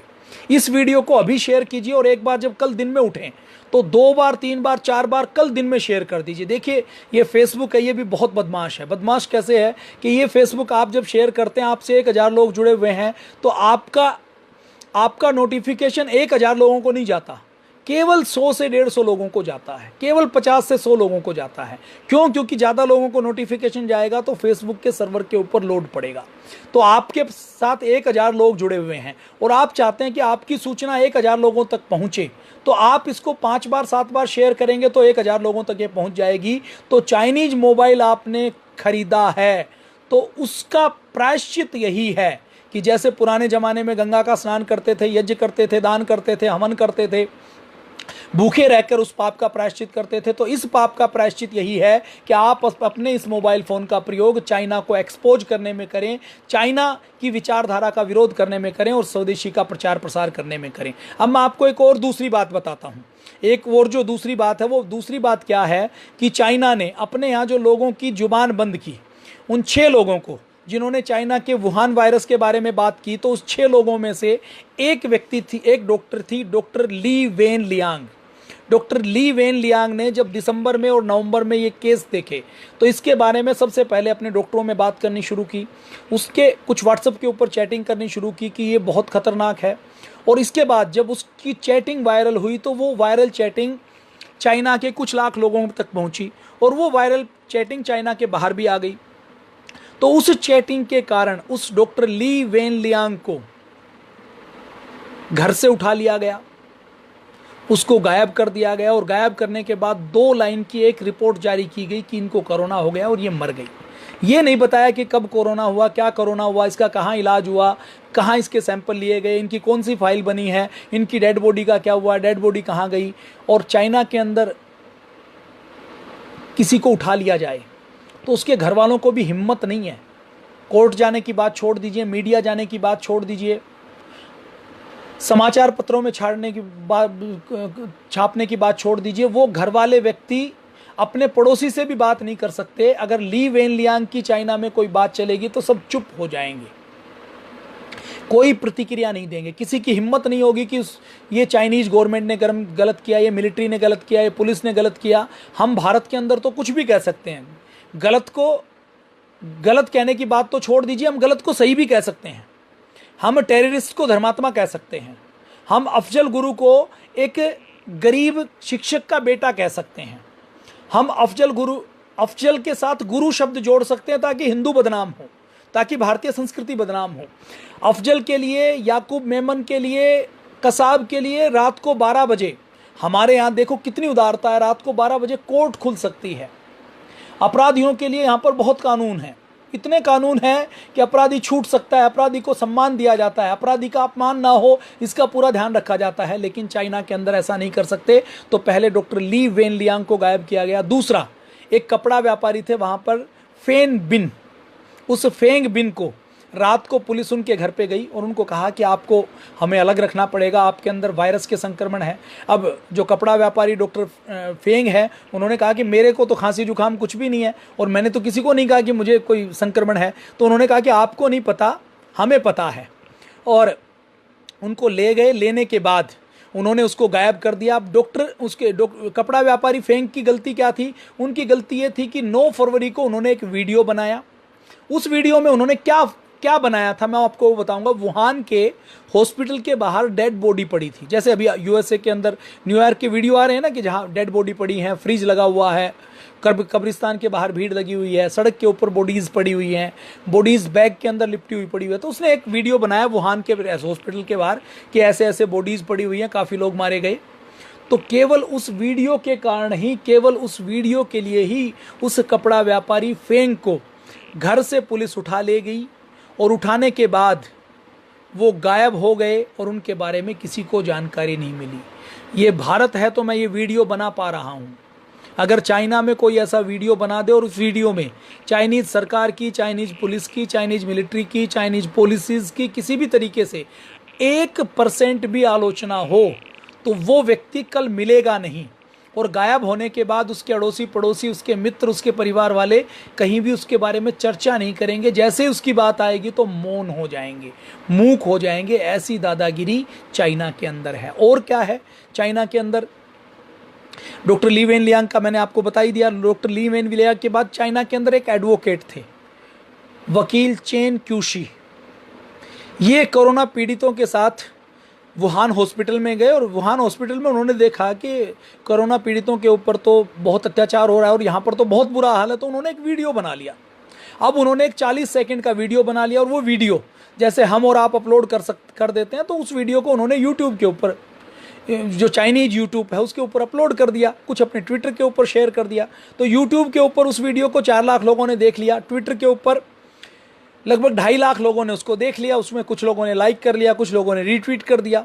अब पुलिस ने जैसे ही पता लगा कि इन्होंने वुहान के हॉस्पिटल का वीडियो बनाया है, उन्होंने ये नहीं कहा कि ये वायरस चाइना का है, उन्होंने कोई गवर्नमेंट की बुराई नहीं की, उन्होंने शी जिनपिंग को गाली नहीं दी, उन्होंने कोई गलत काम नहीं किया। और ये किसकी हालत है? वकील की। कोई अनपढ़ व्यक्ति की बात नहीं कर रहा मैं, एडवोकेट, चाइना का एडवोकेट। अपने यहाँ तो एडवोकेट एडवोकेट को कोई छू नहीं सकता, एडवोकेट के ऊपर कोई दादागिरी नहीं दिखा सकता, एडवोकेट के ऊपर कोई अत्याचार नहीं कर सकता। लेकिन चाइना के अंदर एडवोकेट की हालत क्या है? जैसे ये वीडियो बनाया, उस 40 सेकंड के वीडियो के बाद पुलिस ने दबाव दिया, और दबाव देने के बाद भी जब उसने ये कहा कि ये तो मैंने तो कुछ गलत नहीं किया, उसने अपने वकालत की तरह उसने कहा कि मैंने तो कुछ गलत नहीं किया, मेरी तो कोई गलती नहीं है। और उसके बाद 2 दिन बाद वो वकील चेन क्यूशी गायब हो गए, और गायब होने के बाद आज तक उनके बारे में पता नहीं लगा कि वो गए कहाँ पर। और चाइना की सरकार से यदि कोई पूछता है, चाइना में तो कोई पूछ नहीं सकता, इंटरनेशनल लेवल के ऊपर कुछ लोगों को पता लगा तो उन्होंने पूछा कि ये वकील, ये फेंग, ये इनके साथ क्या हुआ। तो चाइना ने कहा कि हमें नहीं पता क्या हुआ, चाइना के अंदर 140 करोड़ लोग हैं, हम एक एक व्यक्ति के बारे में कैसे जानकारी दे सकते हैं। अब एक और व्यक्ति था, 25 साल का ली जिहुआ, जो एक चाइना के अंदर जो टीवी चैनल है, उस टीवी चैनल के एक्स रिपोर्टर थे। वो वुहान की लैब के आसपास घूम रहे थे। अब लैब के आसपास घूमने के बाद उन्होंने लैब का एक वीडियो बनाया। अब वीडियो बनाने के बाद लोगों को पता लगा कि इन्होंने कुछ वीडियो बनाया है, उन्होंने अपने कुछ व्हाट्सएप ग्रुप में कुछ 8-10 मित्रों के साथ शेयर किया। अब वो सूचना पुलिस के पास पहुंची, चाइनीज़ मिलिट्री के पास पहुंची। तो सादे कपड़ों में चाइनीज पुलिस उनके फ्लैट के ऊपर पहुंची। फ्लैट के ऊपर पहुंचे तो उनको गिरफ्तार कर लिया। गिरफ्तार करने के बाद उन्होंने उसकी वीडियो को जब्त कर लिया। वीडियो को जब्त करने के बाद उनके कंप्यूटर को उठा लिया, और कंप्यूटर को उठाने के बाद उसके बाद उन्होंने उसको भी गायब कर दिया। और ये केवल सामान्य व्यक्ति नहीं है। अब मैं आपको बताता हूँ, चाइना के अंदर एक अरबपति व्यक्ति, 69 ईयर्स के प्रॉपर्टी डीलर रेन जिकियांग, जिन्होंने राष्ट्रपति शी जिनपिंग के ऊपर आरोप लगाया कि शी जिनपिंग ने वायरस को कंट्रोल नहीं किया, और शी जिनपिंग के कारण उन्होंने लेट निर्णय लिए, उसके कारण वायरस पूरी दुनिया में फैला। तो अरबपति व्यक्ति, मतलब मैं भारत में कहूँ तो भारत में जो ज़्यादा टैक्स देने वाले 5-10 हज़ार व्यक्ति हैं, उनमें से कोई एक व्यक्ति, उस व्यक्ति को जैसे ही आरोप लगाया तो बीजिंग के व्यक्तियों ने उनको हिरासत में ले लिया, और उनके बारे में भी कोई स्पष्ट रूप से वो बता नहीं रहे हैं। हिरासत में लिया इतनी उन्होंने जानकारी दी। क्यों? क्योंकि वो एक अरबपति और एक जाना माना व्यक्ति था। तो केवल इतना कहा कि हमने इनको हिरासत में लिया, इन्होंने चाइनीज सरकार के विरुद्ध बोलने का काम किया है। अब आगे चलिए, आगे एक और कानून के प्रोफेसर हैं डॉक्टर जू झांगरेन जी, जिनको बीजिंग के अंदर नज़रबंद कर दिया गया है, उनका इंटरनेट काट दिया गया है। और उनके बारे में कहा जाता है कि उन्होंने एक बार ये कहा कि ये जो वायरस है इसको कंट्रोल ठीक से नहीं किया, तो उनका इंटरनेट काट कर उनको नज़रबंद कर दिया गया। और लोग क्या कह रहे हैं? लोग ये कह रहे हैं, ओपनली नहीं कह रहे, जो दबी जुबान में बात आती है वो कहते हैं कि अब ये जो कानून के प्रोफेसर डॉक्टर जू झांगरेन जी कब गायब हो जाएं और दोबारा दुनिया के सामने नज़र आएंगे कि नहीं आएंगे, इस बात की कोई गारंटी नहीं है। ऐसी चाइना की स्थिति है। हांगकांग में जो वॉच डॉग नाम की चाइनीज ह्यूमन राइट्स डिफेंडर्स के रिसर्च के डिप्टी डायरेक्टर हैं डॉक्टर फ्रांसिस ईव जी, वो ये कहते हैं कि चाइना के अंदर हर कोई जो गायब हो गया है वो या तो मर चुका है या यातना झेल रहा है, उसकी जान जोखिम में है। उनको गुप्त क्वारंटाइन आइसोलेशन केंद्र के अंदर ले जाया जाता है और उन लोगों के तक किसी वकील की या उनके परिवार के पहुंचने की भी अनुमति नहीं होती। ऐसा चाइना करता है। अब ये जो व्यक्ति है ना, इनकी कोई बड़ी गलती नहीं है कि इन्होंने चाइना के ऊपर यूं कहा हो कि आपने वायरस फैलाया है। इन्होंने तो केवल चाइना के अंदर जो वायरस फैल रहा है उसका वीडियो बनाकर उसके बारे में कहा है कि चाइनीज गवर्नमेंट ने इस वायरस को कंट्रोल ठीक से नहीं किया। इतना ही करने के नाम पर वहां पर व्यक्तियों को गायब कर दिया जाता है। आप ये देखिए कि किस प्रकार से दादागिरी दिखाने का काम चीन कर रहा है। वुहान के अंदर वायरस फैला, 12 मार्च को इसको महामारी घोषित किया गया और 12 मार्च के अगले ही हफ्ते शी जिनपिंग साहब, जब पूरी दुनिया में वायरस फैला हुआ है तो शी जिनपिंग साहब वुहान की सड़कों पर दौरा कर रहे हैं और दौरा करते हुए उन्होंने कोई पॉलिथीन नहीं लपेटा हुआ, कोई किट नहीं, पीपी किट नहीं पहनी हुई, कोई हेलमेट नहीं पहना हुआ, कोई फुल कवर बॉडी नहीं है। उन्होंने केवल एक छोटा सा सर्जिकल टाइप का हल्का सा मास्क पहना हुआ है और कई फोटो के अंदर तो उन्होंने वो मास्क भी उतारा हुआ है। अब मुझे ये समझ नहीं आता कि चाइना के करोड़ों व्यक्तियों और शी जिनपिंग के पास ऐसी कौन सी दवाई है, ऐसी कौन सी पहचान है, ऐसा कोई वैक्सीन है, ऐसा कौन सा टीका है, ऐसी कौन सी जानकारी है कि पूरी दुनिया में तो वायरस संक्रमण फैला रहा है, ट्रांसमिट हो रहा है, लेकिन शी जिनपिंग के अंदर नहीं लग रहा। चाइना के मिलिट्री लीडर्स को, चाइना के सांसदों को, चाइना के अधिकारियों को वायरस अटैक नहीं कर रहा। चाइना में वुहान से बाहर चाइनीज वायरस, ये कोरोना वायरस बीजिंग में नहीं पहुंचा, ये वायरस शंघाई में नहीं पहुंचा, ये 34 अलग अलग प्रांतों में नहीं पहुंचा। तो ये षड्यंत्र पूरी दुनिया में चल रहा है। तो ये सारे फैक्ट धीरे धीरे दुनिया के सामने आ रही हैं। ऑस्ट्रेलिया सामने आया है, फ्रांस आया है, जर्मनी आया है, जापान पहले से कह रहा है कि चाइना के ऊपर कभी भी भरोसा नहीं किया जा सकता, साउथ कोरिया भी यही कह रहा है, वियतनाम यही कह रहा है, यूके यही कह रहा है, यूएसए के अंदर तो यूएसए की मिलिट्री ने पहले ही रिपोर्ट दे दी है। तो ये सारी चीज़ें आपके सामने हैं। तो आप और हम अब क्या कर सकते हैं? आप और हम तो सबसे पहले तो सावधानी रखें, दूसरा अपने देश का साथ दें, अपने देश की सरकार का साथ दें, अपने देश में जो कोरोना से लड़ने के लिए लोग लगे हुए हैं उनका मोरल बूस्टअप करें। देश को तोड़ने वाली, समाज को तोड़ने वाली, राष्ट्रभक्ति की, देशभक्ति की भावना आहत हो, ऐसा कोई काम ना करें। और जो अपने देश में रहकर जो देश को तोड़ने का काम करें, जैसे मीडिया में कुछ ऐसे मीडिया हाउस हैं जो हर खबर को घुमाकर खबर प्रस्तुत करते हैं, उनके नाम लेने की आवश्यकता नहीं है। कमेंट्स के अंदर कोई ना कोई भाई नाम लिख देगा तो आप कमेंट्स एक बार देख लीजिएगा तो आपको उन मीडिया हाउस के नाम मिल जाएंगे जब भी वो कोई गलत खबर छापें। अब मैं आपको एक टास्क देता हूं, आप थोड़ी सी रिसर्च कीजिए, इन साधु सन्यासियों की हत्या को लेकर क्या क्या प्रिंट मीडिया ने हेडिंग बनाई है, कौन कौन सी फोटो प्रयोग की हैं, क्या शब्दों का प्रयोग किया है, किस किस चैनल के ऊपर क्या क्या स्टोरी की है, सबको देख लीजिए।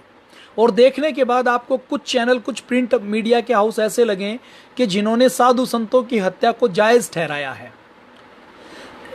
साधु संतों की हत्या के बाद लोकतंत्र खतरे में नहीं आया, मानवाधिकार खतरे में नहीं आया, ऐसे मीडिया हाउस का बायकॉट करना शुरू कीजिए। इसमें से जो बिल्कुल और ज़्यादा एक्सट्रीम पोजीशन के हैं उनका नंबर इंटरनेट से निकालिए, उस नंबर को वायरल कीजिए और लोगों को कहिए कि आपके पास यदि थोड़ा सा भी समय है तो इनको फ़ोन करके आपत्ति दर्ज करवाइए कि भारत के अंदर आप अच्छी पत्रकारिता नहीं कर रहे हैं।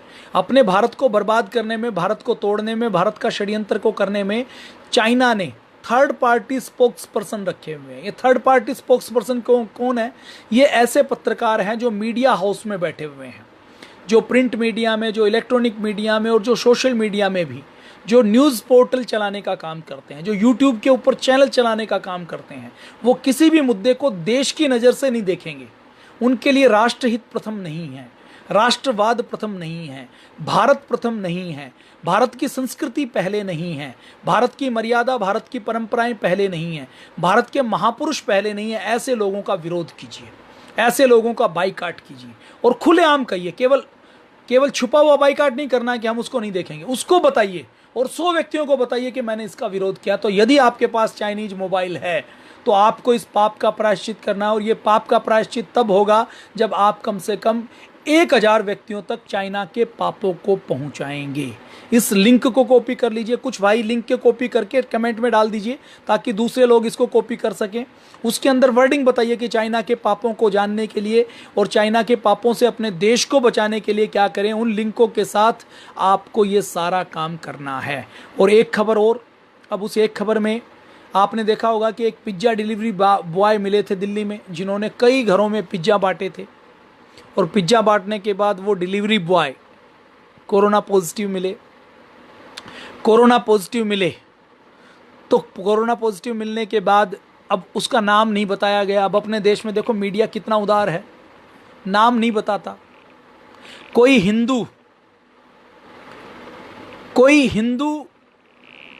कोई मौलवी यदि रेप करे तो मीडिया इतना लिबरल है कि वो फोटो हिंदू साधु की लगाएगा।